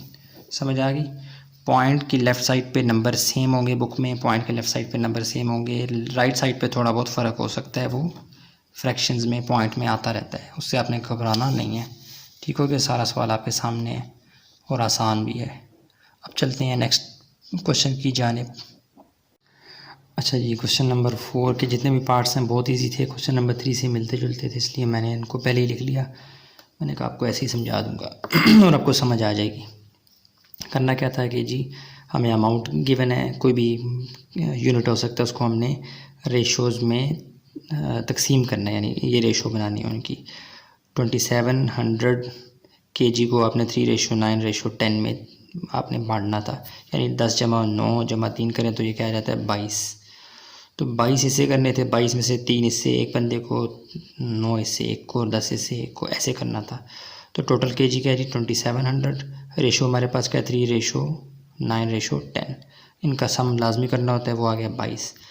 अब kg फॉर रेशो 3, इसके लिए आपने kg निकालने हैं, तो रेशो 3 इक्वल टू जो रेशो निकालनी है वो ऊपर divided by sum of ratio, हमेशा डिवाइड में मल्टीप्लाई बाय 2700 के साथ, टोटल के साथ।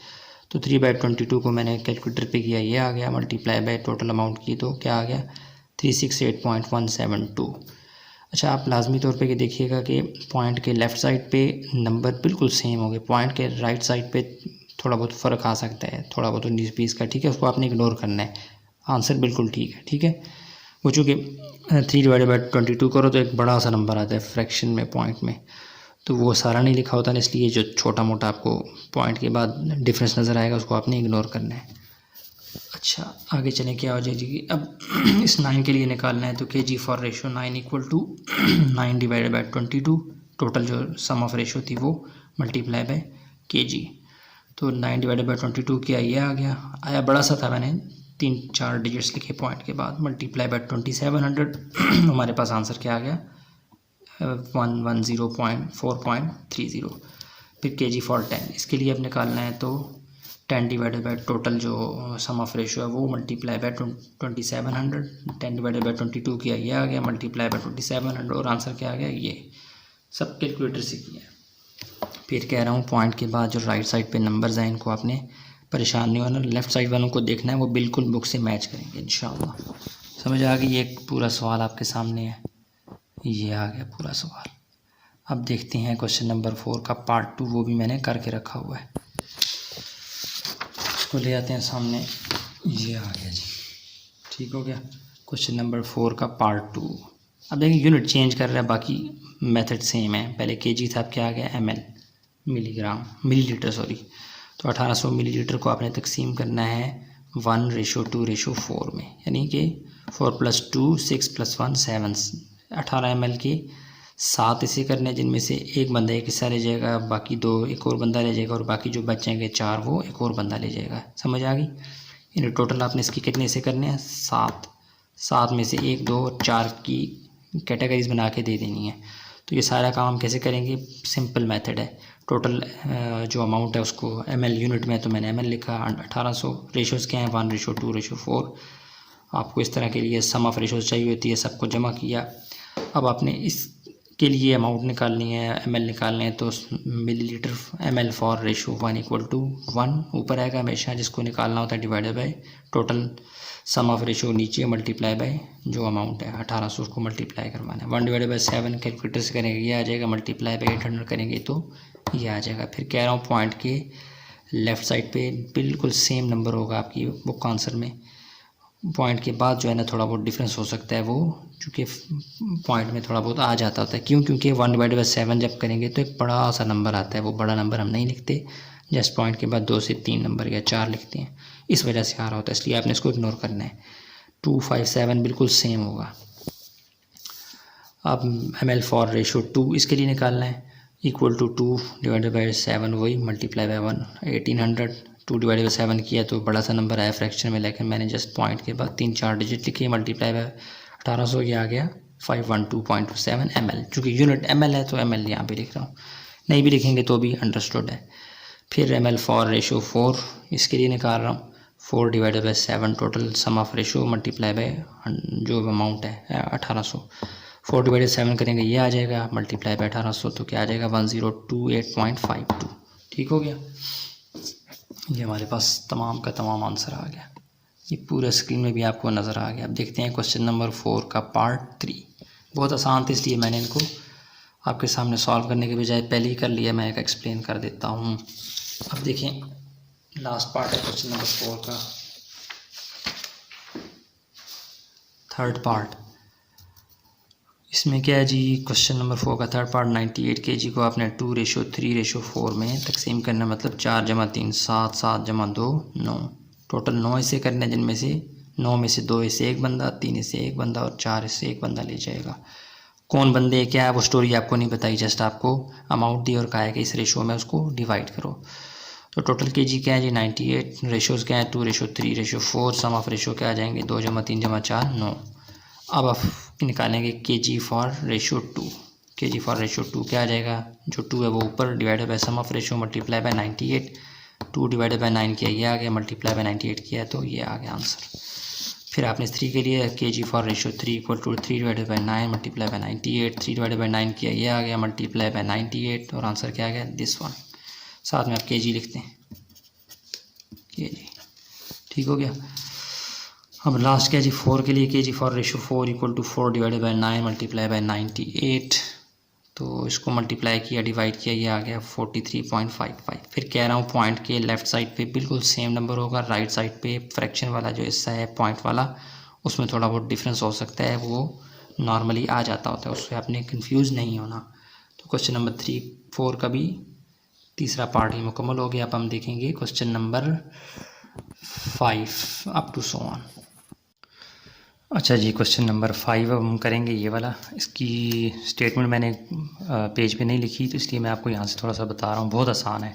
आप जितने भी सवाल आते हैं ये एक तरह के प्रैक्टिकल सवाल आते हैं। तो इसके अंदर से हमने क्या करना है, रेशोज़ की फॉर्म बना के फिर उसका यूज़ भी देख लेंगे हम। तो कह रहा है कि क्वेश्चन नंबर 5 में वकार के पास 9800 रुपये यानी 9800 रुपीज़ हैं, और वो ये पैसे तकसीम करना चाहता है, डिस्ट्रीब्यूट करना चाहता है 2 लोगों में। 2 लोगों में किस तरह से तकसीम करना चाहता है, 2:3। मतलब इसका क्या है कि आप ये समझ लें कि 2:3, 2 हिस्से और 3 हिस्से, 2 + 3 क्या हो जाता है 5, यानी 9800 के अगर वो 5 हिस्से करे तो उन 5 हिस्सों में से 2 हिस्से एक बंदे को चले जाएंगे और 3 हिस्से एक बंदे को। ठीक है, तो ये हमने कैसे करना है, ये सवाल जब हम करेंगे तो आपको समझ आ जाएगी। बहुत आसान सवाल आते हैं। यानी 9800 को उसने तकसीम करना है, उसके पीसेस करने हैं 5 पीसेस में से 2 पीसेस एक बंदे को दे देने और 3 पीसेस एक दूसरे बंदे को। ये सारी गेम रेशो की है, तकसीम की है। तो इसको हम पेज पर देखते हैं। ठीक है, चले आए। अच्छा जी, क्वेश्चन नंबर 5 मैंने थोड़ा सा हल करके छोड़ दिया है। आपको बताता हूँ क्या हुआ है। ये सवाल जो है ये आपने बुक से देख लेना है, मैंने लंबा था यहाँ पे नहीं लिखा। तो फिर जो डाटा था सवाल में गिवन वो मैंने उठा के यहाँ पे लिखा है। क्या है, टोटल अमाउंट हमारे पास क्या थी, 9800। 2 पर्सन यानी 2 बंदों के दरमियान वो अमाउंट तकसीम होनी थी, किस हिसाब से, 2:3। यानी मैंने आपको पहले भी बताया 2:3 से मुराद क्या है, या कि 2 + 3 5। यानी इसके 5 टुकड़े करेंगे, 5 में से 2 टुकड़े एक बंदे को देंगे पहले वाले को, 3 जो टुकड़े हैं वो दूसरे वाले बंदे को देंगे।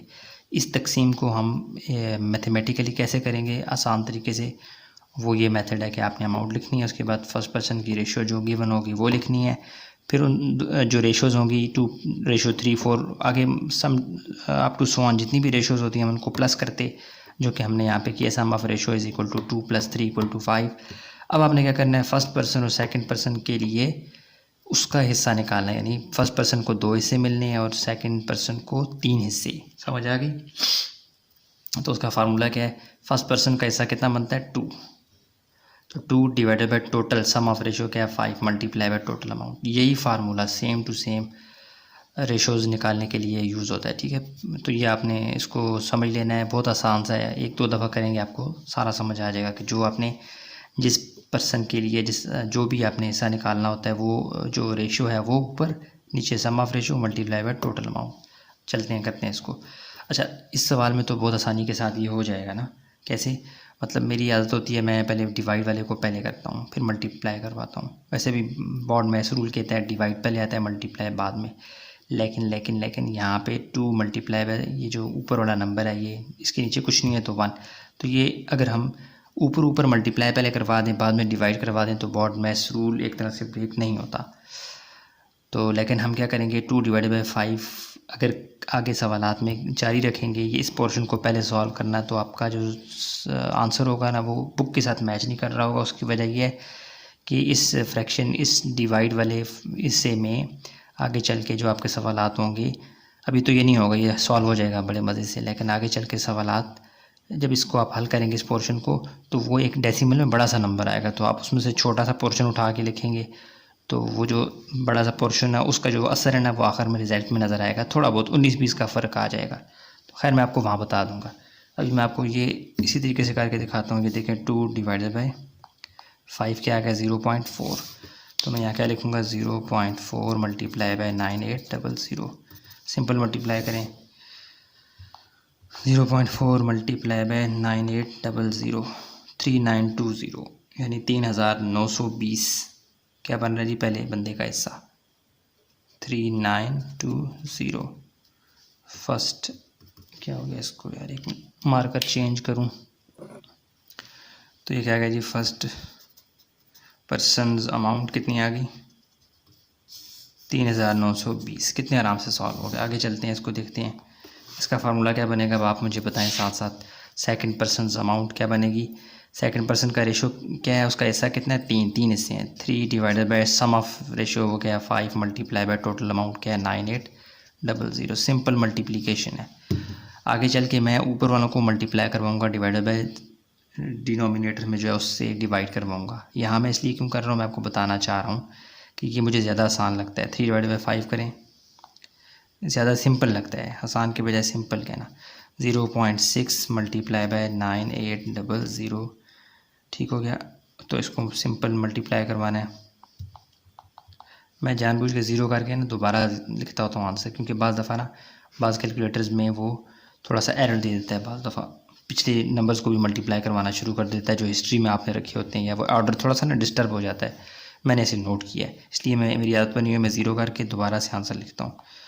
मल्टीप्लाई बाय 9800 5880, यानी 5880 बनते हैं कितने, सेकंड वाले के, सेकंड पर्सन अमाउंट। अब आप समझ जाएंगे, इंग्लिश में नहीं लिख रहा, ठीक है। तो ये हमारे पास आंसर आ गया। एक आंसर ये है और एक आंसर ये है। ये आंसर एक्यूरेट हैं, क्योंकि यहाँ पे जो फ्रैक्शन थी डिवाइड बट्टे वाली जो फॉर्म में नंबर था, इसने हमें कोई मसला नहीं किया, इसने बड़ा सा नंबर नहीं लाया। 2 डिवाइडेड बाई 5 किया, 0.4 आया। 3 डिवाइडेड बाई 5 किया, छोटा सा नंबर है। आगे चल के अगर आप इसी मेथड से, यानी इस बट्टे वाले डिवाइड वाले फॉर्म वाले नंबर को पहले सॉल्व करने की कोशिश करेंगे तो एक बड़ा सा नंबर आएगा। उसमें से आप ज़ाहिर है पॉइंट के बाद 2-4 नंबर लिखते हैं, तो जब आप वो लिख के हल करेंगे तो आपका आंसर बुक के साथ मैच करेगा, लेकिन थोड़ा बहुत 19-20 का फ़र्क होगा। क्योंकि बच्चे लकीर के फ़कीर होते हैं, फिर वो परेशान हो जाते हैं कि यार हमारा आंसर मैच क्यों नहीं कर रहा। इसलिए मैं बार बार आपको बता रहा हूँ, रिकॉर्डिंग में एक चीज़ आ जाए, ठीक है। तो दोबारा एक दफ़ा रिपीट कर देता हूँ, सवाल आप बुक से देख लेंगे। उसमें कहा गया कि एक बंदे के पास 9,800 रुपये हैं, वो मज़ीद आगे 2 बंदों में वो पैसे तकसीम करना चाहता है, लेकिन किस तरह से? इस तरह से कि एक बंदे को 2 हिस्से मिले और एक बंदे को 3 हिस्से। इससे मुराद क्या है कि 2 + 3 करें तो 5 आता है, यानी इस 9,800 के 5 हिस्से करें, उन 5 में से 2 हिस्से एक को दें और 3 हिस्से एक को दें। ऐसा उसने बोला है कि मेरे पैसों के साथ करो।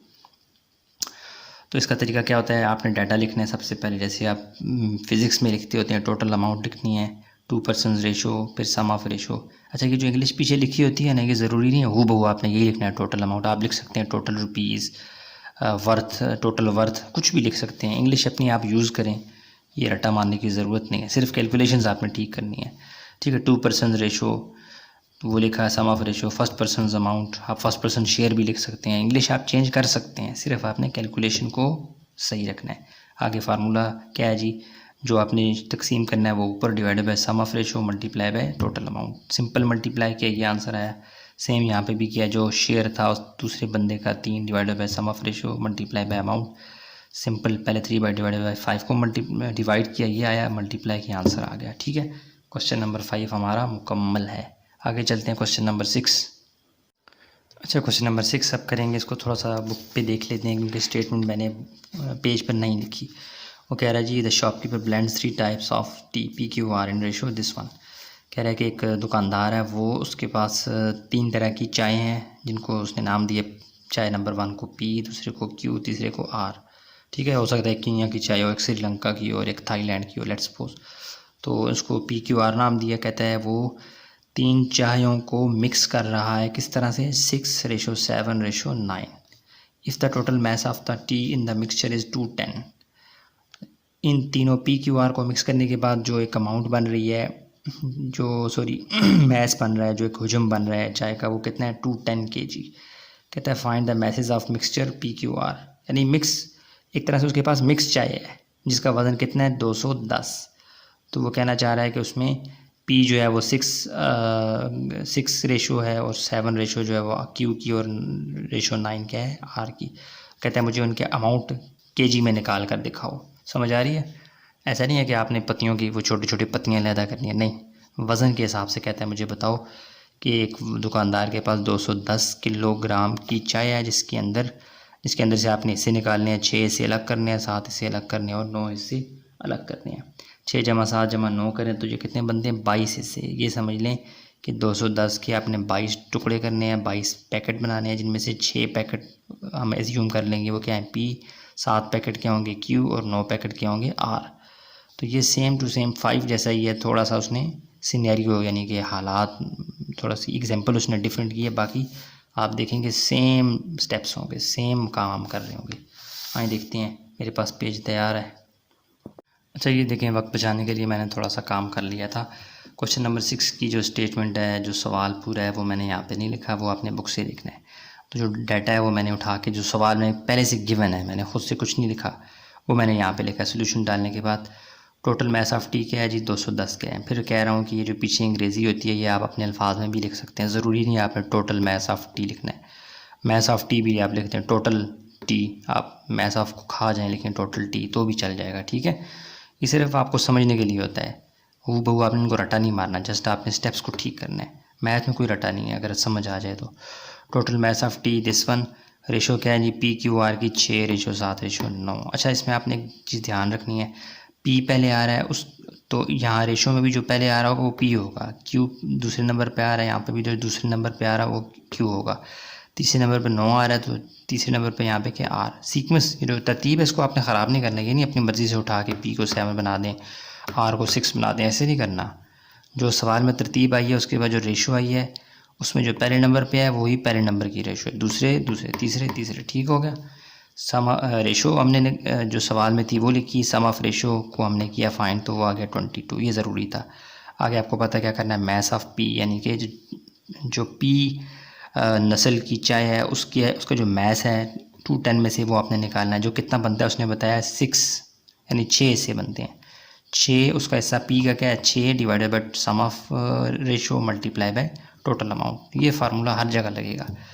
अब इसको हल करेंगे। सेम मैंने मैथ ऑफ क्यू भी बना के रख दिया है। मैथ ऑफ क्यू क्या था वो तो हमें फाइंड करना है, लेकिन उसका हिस्सा कितना बनता है 7। ये देखें, दूसरे नंबर पे क्यू, दूसरे नंबर पे 7 divided by total sum of ratio multiply by total amount, total KG, total maths. ठीक है। सेम इसी तरह आर का भी मैंने निकाल लिया। आर के लिए क्या है P Q R. R last पे, यहाँ पे लास्ट पे क्या है 9, तो 9 इसका हिस्सा बनता है divided by sum of ratio 22 multiply by total amount. देखिए नीचे 2 10 20 2 10 20 2 10 ये सब में सेम है, सिर्फ फ़र्क क्या आ रहा है ऊपर न्यूमरेटर में 6 7 9 6 7 9। ठीक हो गया। अब इसको हल करते हैं। सिंपल मल्टीप्लिकेशन डिवीजन है। ठीक है, तो इक्वल टू यहाँ पे डालते हैं। अब देखें पिछले सवाल को मैंने पहले डिवाइड को पहले किया था 6 डिवाइडेड बाई 22। अब भी करें तो मुझे ज़्यादा इजी लगता है, ज़्यादा स्टेप्स मुझे आसान लगते हैं ये वाले। लेकिन इसमें आपका मसला क्या होगा कि जब आप 6 डिवाइडेड बाई 22, बल्कि रुको मैं कर ही देता हूँ, रुको यार ये लॉक खोलने दो। ये देखें अगर मैं करता हूँ ना 6 डिवाइडेड बाई 22, देखें कितना बड़ा सा आंसर आया 0.22727 अप टू 100। तो मैं उठा के लिखूँगा 0.2727। पॉइंट के बाद ज़्यादा से ज़्यादा 4 डिजिट लिखने होते हैं। मल्टीप्लाई बाय 210 करूँगा तो जो आंसर आएगा वो आपकी बुक के करीब तरीन होगा, एग्जैक्टली नहीं होगा। तो आप लोग फिर कंफ्यूज होंगे, कहेंगे कि यार ये क्या हो गया। इसलिए मैं क्या करूँगा, दूसरा तरीका अपनाऊँगा। मैं ये करूँगा 210 को मल्टीप्लाई बाय 6 करूँगा, फिर डिवाइडेड बाय 22। 210 मल्टीप्लाई बाय 6 ये आ गया 1260। क्या आ जाएंगे 1260 डिवाइडेड बाय 22 इक्वल टू क्या आ गया जी 1260 डिवाइडेड बाय 22, ये आ गया 57.2727। चलो मैं लिख देता हूँ 57.2727। ठीक हो गया। ये मैथ्स ऑफ पी आ गया। नीचे पीछे आपको पता है क्या आ जाएगा, मैथ्स ऑफ पी आपका एक आंसर आ गया। देखिए बुक में 57 यहाँ पॉइंट के लेफ़्ट साइड वाली अमाउंट नंबर जो है वो बिल्कुल एग्जैक्ट होना चाहिए। उसके बाद थोड़ा बहुत फ़र्क हो सकता है राइट साइड पे, उससे आपने कंफ्यूज नहीं होना। ये डेसिमल वाला जो पोर्शन होता है ये राइट साइड पे, ये थोड़ा बहुत 19-20 का फ़र्क होता है। अभी मैंने बुक नहीं देखी लेकिन मुझे पता है यही रिज़ल्ट होगा। ठीक है, आगे चलते हैं। आगे मैथ्स ऑफ क्यू क्या है जी, वो भी आसान है। सोल्यूशन तो खैर आ गया। अब क्या करना है आपने, इक्वल टू 7 मल्टीप्लाई बाय 210 करें। ऊपर वालों को पहले मल्टीप्लाई करवा दें ऐसे। 210 divided by 22 equal to 210 multiple 7 क्या आ जाएगा 210 मल्टीपल 7 ये आ गया 1470 डिवाइडेड बाय 22 ये आ गया 66.81। क्या आ गया पॉइंट के बाद 2 नंबर, तो मैथ्स ऑफ क्यू क्या आ गया जी 2 या 4 लिखते हैं। चलो 81 कर देते हैं। ये लो मैथ्स ऑफ क्यू, ये भी एक आंसर आ गया। अब लास्ट वाला आंसर क्या है जी ये वाला। इसमें भी क्या करना है आपने, इक्वल टू 9 मल्टीपल पहले ऊपर मल्टीप्लाई करवा दें डिवाइडेड बाय 22। तो 9 मल्टीपल 210 क्या आ जाएगा जी 1890 डिवाइडेड बाय 22। तो इक्वल टू क्या आ जाएगा जी 85.90। बस बहुत है यार, ना कि 90 या एक दफ़ा 2 ही पॉइंट लिखते हैं।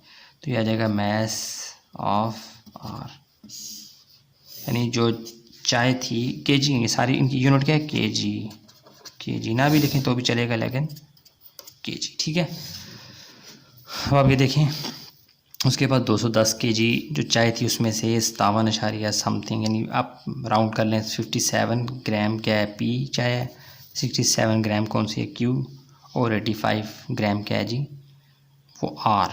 ठीक हो गया। तो ये हमारा सवाल एक तरह से सॉल्व हो गया, एक तरह से क्या हर तरह से सॉल्व हो गया। इसको दोबारा रिपीट कर देता हूँ एक दफ़ा। शॉपकीपर था, उसने क्या किया हुआ था 3 तरह की चायों को मिक्स करके एक मिक्सचर बनाया हुआ था जो कितने केजी का था 210 केजी का, हमने वो लिखा। फिर रेशो क्या बन रही थी 3 तरह की अकसाम की चाय की 5 पी क्यू आर, वो क्या थी 6 7 9। फिर सम ऑफ रेशो निकाली। फिर मैथ्स ऑफ पी निकालने के लिए हमें क्या करना होता है, पी क्या रेशो क्या थी, हिस्सा क्या था 6 divided by 22 total sum of ratio वो मल्टीप्लाई बाय 210। इनको मल्टीप्लाई डिवाइड के आंसर क्या आ गया ये। ठीक हो गया, सिंपल। लेकिन फिर कह रहा हूँ कि जो पीछे अंग्रेज़ी लिखी हुई है ये आप अपने पास से भी लिख सकते हैं, अपने अल्फाज में भी, जो आपको डाटा समझ आ रहा है। हूबहू ये रटा मारने की ज़रूरत नहीं है। मैस ऑफ क्यू क्या आ जाएगा 7/22। 7 क्यों? क्यों क्यू का हिस्सा क्या है यहाँ पे 7। Sum of ratio multiply by total amount multiply divide किया, ये आ गया। सेम आर का रेशो क्या था 9 divided by sum of ratio multiply by 210 multiply divide के आंसर क्या आ गया ये। ठीक हो गया, सारा सवाल आपकी नज़र में भी आ चुका है। अब चलते हैं क्वेश्चन नंबर 7 की जानिब। अच्छा जी, क्वेश्चन नंबर 7 है, वो क्या कह रहा है जी कि प्रॉफिट हुआ जी, अली, कदीर और अरसलान ने बिज़नेस किया और उनका सालाना प्रॉफिट कितना बना जी 65 लाख। हाँ 65 लाख रुपया। 3 बिजनेसमैन जो थे अली, कदीर और अरसलान ने बिज़नेस किया कोई भी, और उसका सालाना 1 साल बाद प्रॉफिट कितना हुआ 65 लाख। लेकिन ज़ाहिर है इन लोगों ने अपनी अपनी इन्वेस्टमेंट की होगी, किसी ने ज़्यादा हिस्सा डाला होगा, किसी ने कम, तो उस हिसाब से इनको प्रॉफिट भी मिलेगा। वो प्रॉफिट की जो तकसीम है वो कैसी होगी, ये देखें। अली, कदीर, अरसलान। अली, कदीर और अरसलान कितने लोग हैं 3। यहाँ पे रेशो भी कितनी है 7, 8 और 11, यानी 1, 2, 3 रेशोज़ हैं। अली पहले आ रहा है तो अली का हिस्सा भी पहले होगा। कदीर दरमियान में आ रहा है तो दरमियान वाला हिस्सा कदीर का होगा। अरसलान आखिर में आ रहा है तो आखिर वाला हिस्सा किसका है, अरसलान का। ठीक है, ये आपने तरतीब कभी भी ख़राब नहीं करनी। ऐसे ना अली का हिस्सा बना दें 8, अरसलान का बना दें 7, ऐसे नहीं करना। अली, कदीर, अरसलान, अली, कदीर, अरसलान। ठीक है, तो 65 लाख को हमने डिवाइड करवाना है, यानी इसके सादा लफ्ज़ों में इसको आपने तकसीम करना है। इसके टुकड़े करने हैं कितने जी 7 जमा 26, यानी 65 लाख के आपने 26 टुकड़े करने हैं। उनमें से 26 टुकड़ों में से 7 टुकड़े अली को देने हैं, और फिर 8 टुकड़े देने हैं कदीर को, और फिर 11 टुकड़े देने हैं अरसलान को। इस सारी गेम को हम शॉर्ट फॉर्म में आसान तरीके से करेंगे। कैसे? वाया जो हमारे पास एक छोटा सा फार्मूला होता है, वो चलते हैं पेज पर और वहाँ पे देखते हैं। वहाँ पे मैंने इस क्वेश्चन नंबर 7 को पूरा नहीं लिखा हुआ, इसलिए मैं यहाँ से एक्सप्लेन कर रहा हूँ। अब चलते हैं पेज के ऊपर।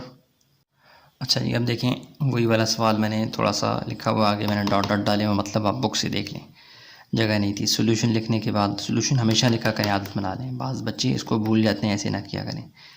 और पेपरों में भी रंग का ज़्यादा रंगों का इस्तेमाल ना करें, नीला, पीला, सुर्ख, ब्लू और ब्लैक बहुत है, इनफ है। ब्लू से आप बेशक सोल्यूशन लिखते हैं या ब्लू से क्वेश्चन बना लें। मेरी आदत है मैं ब्लू से क्वेश्चन बनाता हूँ, और ब्लैक से, चूँकि ब्लैक और वाइट का कंट्रास्ट अच्छा होता है ना, ज़रा दिखते अच्छे हैं, इसलिए मेरी आदत बनी हुई है। तो टोटल प्रॉफिट हमारे पास कितना है जी 65 लाख। ठीक है, अली, कदीर और अरसलान की रेशो क्या बन रही है? अली पहले है तो अली की 7, कदीर 8 और अरसलान की 11। सम ऑफ रेशो क्या बन जाएगी 7, 8, 11, जो कि 26 है। सिंपल प्रॉफिट निकालने के लिए क्या करेंगे? सिंपल रेशो हमारे पास क्या है, अली का प्रॉफिट निकालेंगे, यानी अली की रेशो क्या है जी। देखें अब यहाँ पे आपने अपने अल्फाज इस्तेमाल करने हैं, ज़रूरी नहीं अली प्रॉफिट ही लिखें, आप लिखें share of Ali, Ali got the share, Ali has the profit, कुछ भी लिख सकते हैं अपनी अंग्रेज़ी में। ठीक है, अली प्रॉफिट क्या, मैंने शॉर्ट किया अलीज़ प्रॉफिट क्या है जी 7 डिवाइडेड बाई 26 की 7 क्यों? क्योंकि अली का ऐसा क्या बनता है 7 divided by sum of ratio multiply by total amount. ऐसे ही कदीर का ऐसा क्या बनता है 8 divided by sum of ratio multiply by total amount.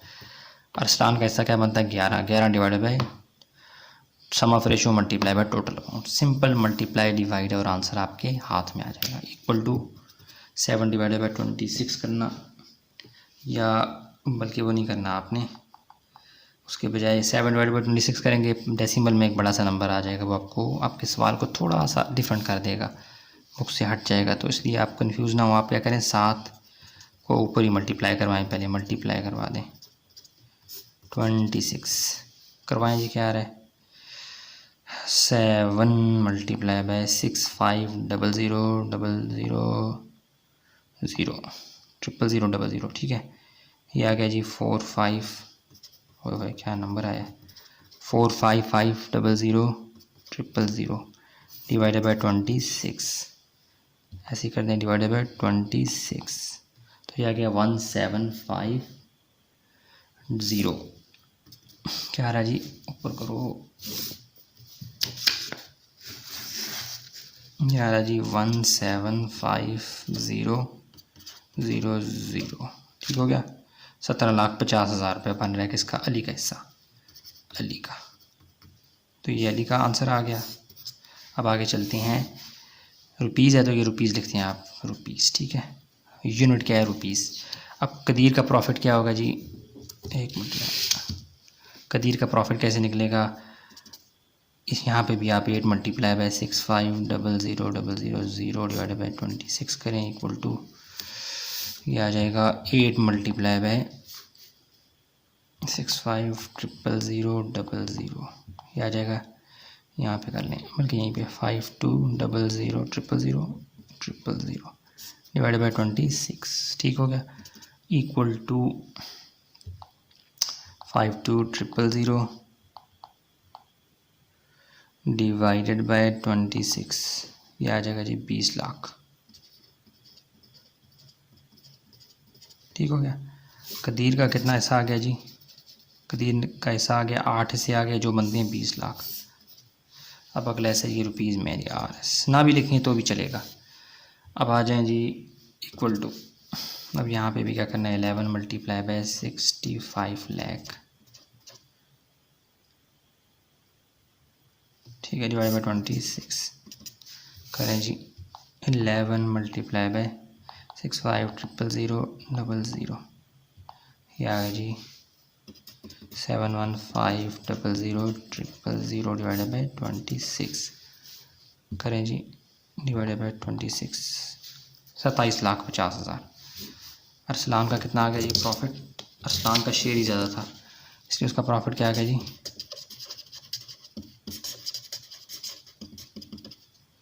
2750,000। Arsalan का प्रॉफिट 27,50,000, कदीर का 2 लाख और अली का 17,50,000। शायद इसको देख लेते हैं दोबारा से, एक दफ़ा रिपीट कर लेता हूँ। देखें ये सवाल आपने एक बुक से देख लेना है।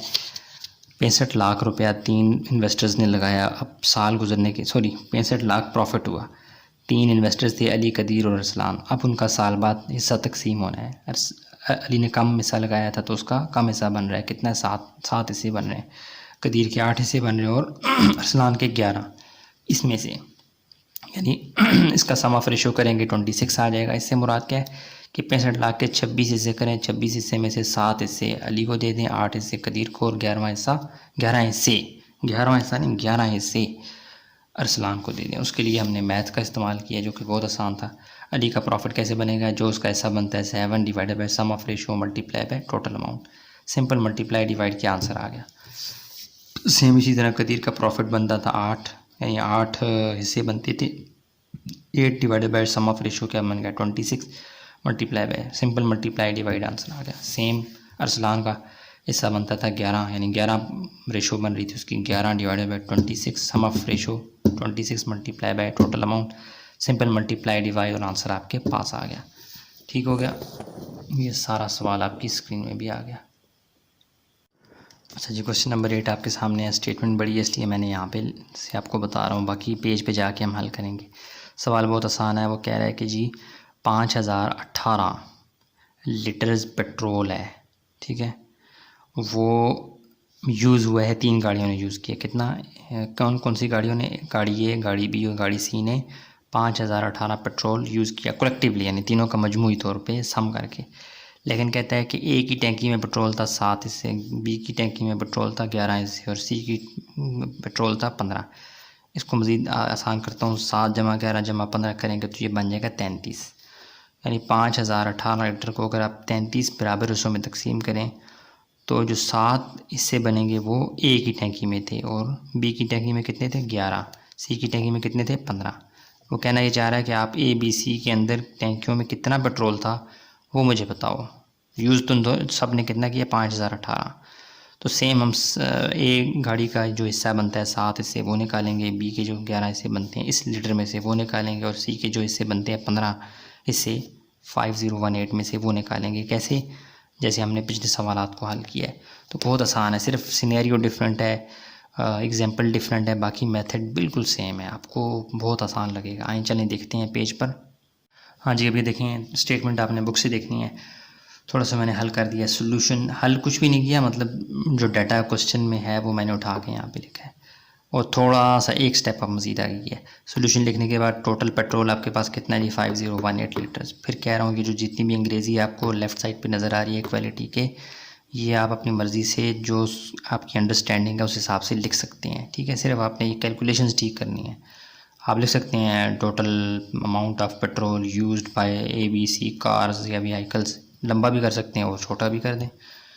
तो टोटल पेट्रोल कितना है, मैंने शॉर्ट करने की कोशिश की। टोटल पेट्रोल है जी 5018 लीटर्स। व्हीकल्स कौन सी हैं, ABC, इनकी तरतीब नहीं बदलनी है। ABC शुरू में A है, बाद में B है, बाद में C है बुक में, तो इसलिए मैंने ABC लिखा। और शुरू में रेशो कौन सी है, 7, और यहाँ पे शुरू में क्या है, तो A की रेशो 7, B की रेशो 11, C की रेशो 15। तरतीब नहीं बदलनी। सम ऑफ रेशो निकालने जो कि 33 आ गया।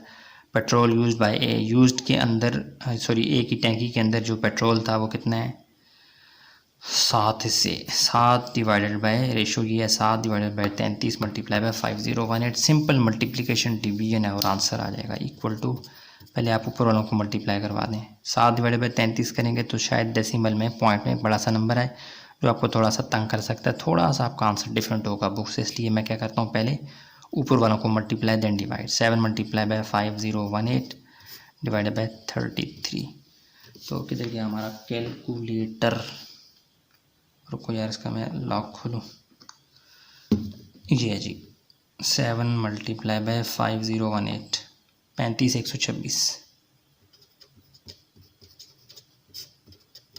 ठीक हो गया। अब इसको आपने क्या करना है, डिवाइड करवाना है।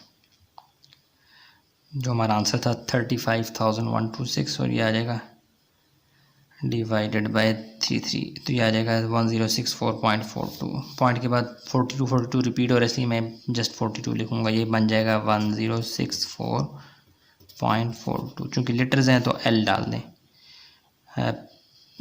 ठीक है। ये एक आंसर आ गया। पीछे इक्वालिटी के पीछे आप जगह लिख लेना, मेरे पास जगह नहीं है। पेट्रोल यूज्ड बाय A, ठीक है, ये आंसर आ गया। यानी गाड़ी A के पास जो पेट्रोल था, बल्कि इसकी बजाय आप लिखना चाहिए पेट्रोल इन A, ये लिखना चाहिए, वैसे ज़्यादा बेस्ट है क्योंकि टैंकियों में, लेकिन चलिए पेट्रोल यूज्ड बाय ये भी ठीक है।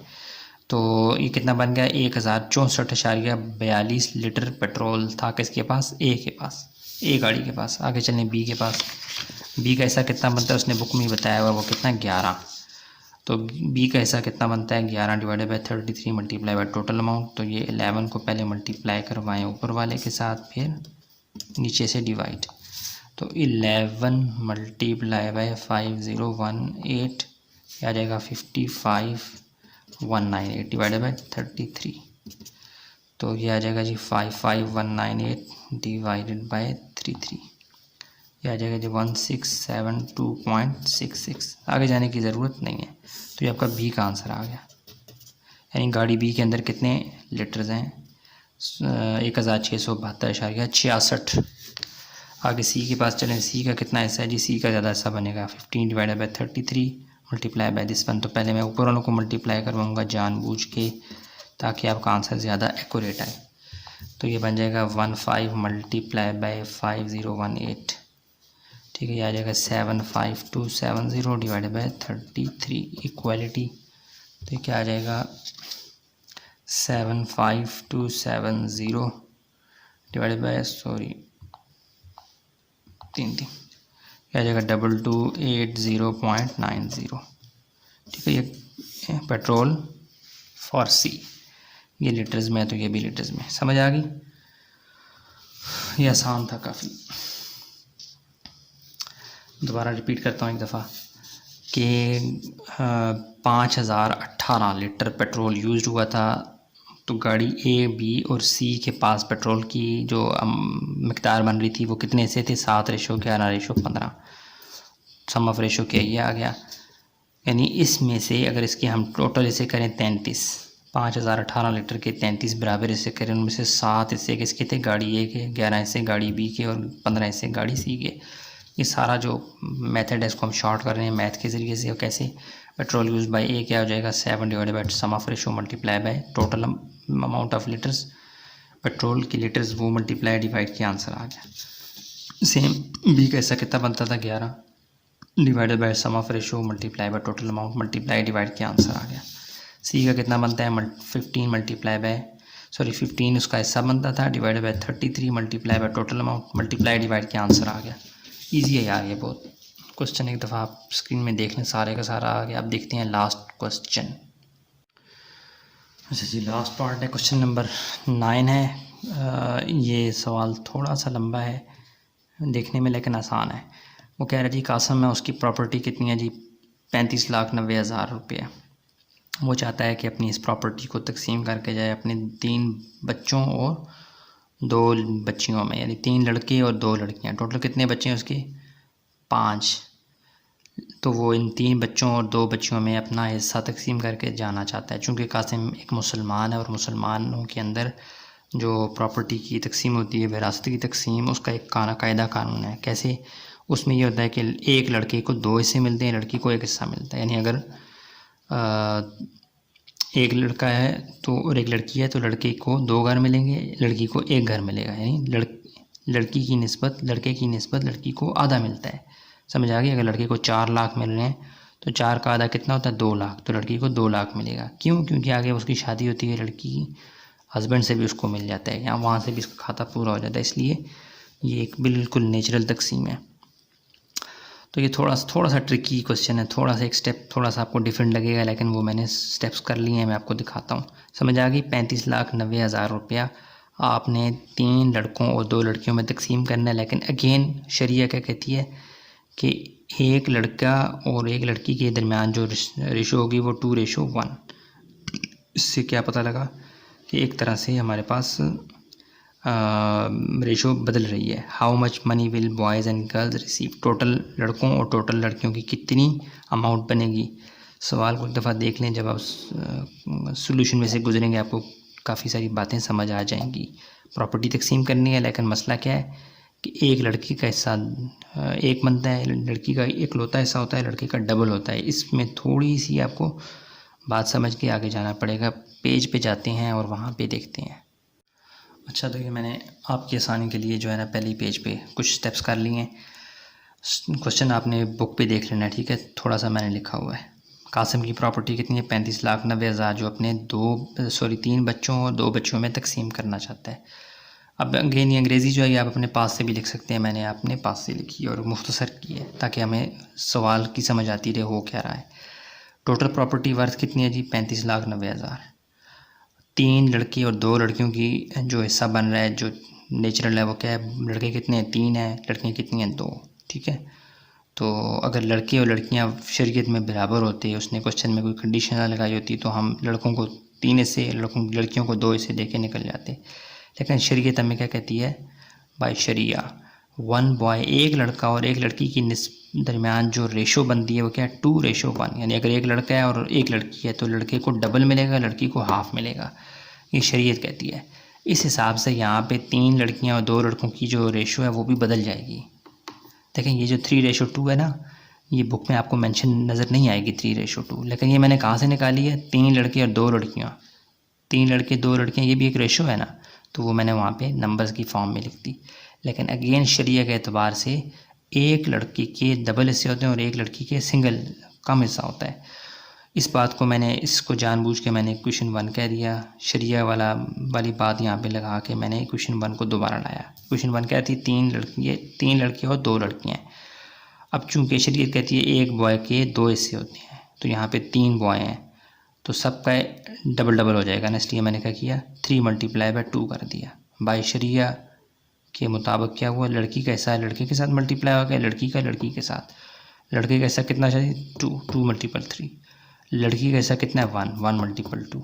ठीक है, ये क्या बन गया? लड़के का बदल गया 3 × 2 6 और 2 × 1 2। ठीक हो गया। इन 3 लड़कों को सम ऑफ रेशो कर लिया, वो कितना बन गया? 8। यानी 35,90,000 के हम 8 टुकड़े करेंगे, जिनमें से 6 हिस्से 3 बच्चों को चले जाएंगे और 2 हिस्से लड़कियों को 2 लड़कियों को चले जाएंगे। ठीक हो गया। तो शेयर ऑफ़ 3 बॉयज़ ये हमने फाइंड करना था, शेयर ऑफ़ 2 गर्ल्स तो मैंने पहले से ही बना के लिख लिया है।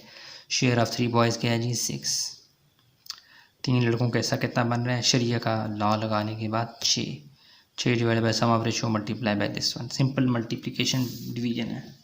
तो मेरे अब कैलकुलेटर ये है, मैं लाता हूँ 1 मिनट। अब हमने क्या करना है? अब हमने इसको मल्टीप्लाई डिवाइड करवाना है। तो सबसे पहले ऊपर वालों को करवा लें 6 मल्टीप्लाई बाय 3590000। मैं इनको भी डिवाइड करवा के मल्टीप्लाई करवा सकता हूँ, लेकिन उस तरह थोड़ा सा आपका आंसर जो है वो डिफरेंट हो जाता है डेसिमल में, तो बच्चे कंफ्यूज होते हैं, इसलिए मैं सीधा सीधा कर रहा हूँ। 8 इक्वल टू करें जी 6 मल्टीपल 3590000, ये आ गया जी 21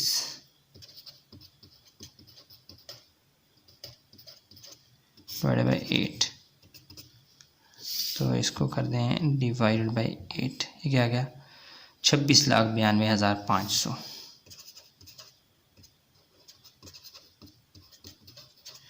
थोड़ा मैंने लग करके लिखा है 26,92,500 रुपीज़ हैं, तो रुपीज़ कर लें। ये क्या बन गया शेयर ऑफ 3 बॉयज़, यानी जो कासिम साहब हैं उनकी जो 3 बच्चे हैं उनको कितना मिलेगा 26,92,000। तीनों को कलेक्टिव लिया, अलग अलग नहीं किया मैंने। अच्छा, क्योंकि पूछ ही वही रहा है। शेयर ऑफ 2 गर्ल्स वो क्या हो जाएगा 2 डिवाइडेड बाई 8 कर लें जी। 2 डिवाइड बाई 8 ना करें बल्कि 2 मल्टीप्लाई बाई 3590000 डिवाइडेड बाई 8, क्या आ जाएगा 2 मल्टीप्लाई बाई 3590000, क्या आ जाएगा 7180।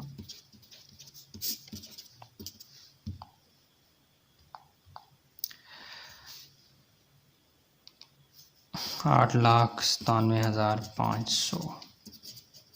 ये लड़कियों का हिसाब बन गया, ठीक है। पीछे अंग्रेज़ी लिख लेना, शेयर ऑफ 2 गर्ल्स आप खुद लिख लेना। समझ आ गई। ये हमारा पास क्या आ गया जी, आंसर आ गया।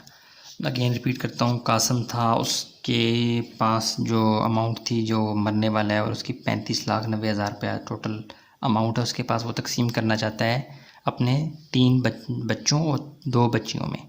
प्रॉपर्टी की वर्थ क्या है जी 35,90,000। 3 बच्चे और 2 बच्चियाँ, उनकी जो सीधी सीधी रेशो बनती है वो क्या है 3:2। एक उसको क्वेश्चन 1 दिया क्योंकि उसको दोबारा याद करना था, लेकिन साथ में उसने एक सुरसुरी छोड़ी। उसने कहा है जी सुरसुरी क्या, उसने एक ला बताया। उसने कहा शरीयत के मुताबिक एक लड़का और एक लड़की की निस्बत क्या है 2:1, यानी एक लड़के के मुकाबले में लड़की को हाफ मिलेगा। तो यहाँ पे तो 3 लड़के और 2 लड़कियाँ, इसलिए क्या होगा क्वेश्चन 1 दोबारा से आ जाएगी। 3 लड़के 2 लड़कियों की रेशो क्या बन जाएगी, जो शरिया वाला नंबर है वो मल्टीप्लाई हो जाएगा बॉय के साथ, तो शरिया वाला नंबर गर्ल के लिए वो मल्टीप्लाई हो जाएगा गर्ल्स के साथ। 3 मल्टीपल 2, 2 मल्टीपल 1, ये बन गया 6:2। अब आगे सिंपल है, सम ऑफ रेशो कर लिया, उसके बाद शेयर ऑफ 3 बॉयज़ क्या बन जाएगा, शेयर क्या है 3 लड़कों का 6 divided by sum of ratio multiply by total amount. Simple multiply divide किया, ये आंसर आ गया। इसी तरह लड़कियों का हिस्सा कितना बनता था 2 हिस्से, यानी यहाँ के मुताबिक 2 बन रहा था, 2 लड़कियाँ 2 हिस्से बन रहे हैं, multiply by total amount divided by sum of ratio multiply divide किया, आंसर आ गया। तो बहुत आसान था। इस तरह क्वेश्चन नंबर 9 के साथ ही हमारी एक्सरसाइज 3.1 A कंप्लीट होती है। अब देखते हैं 3.1 B को इंशाल्लाह नेक्स्ट।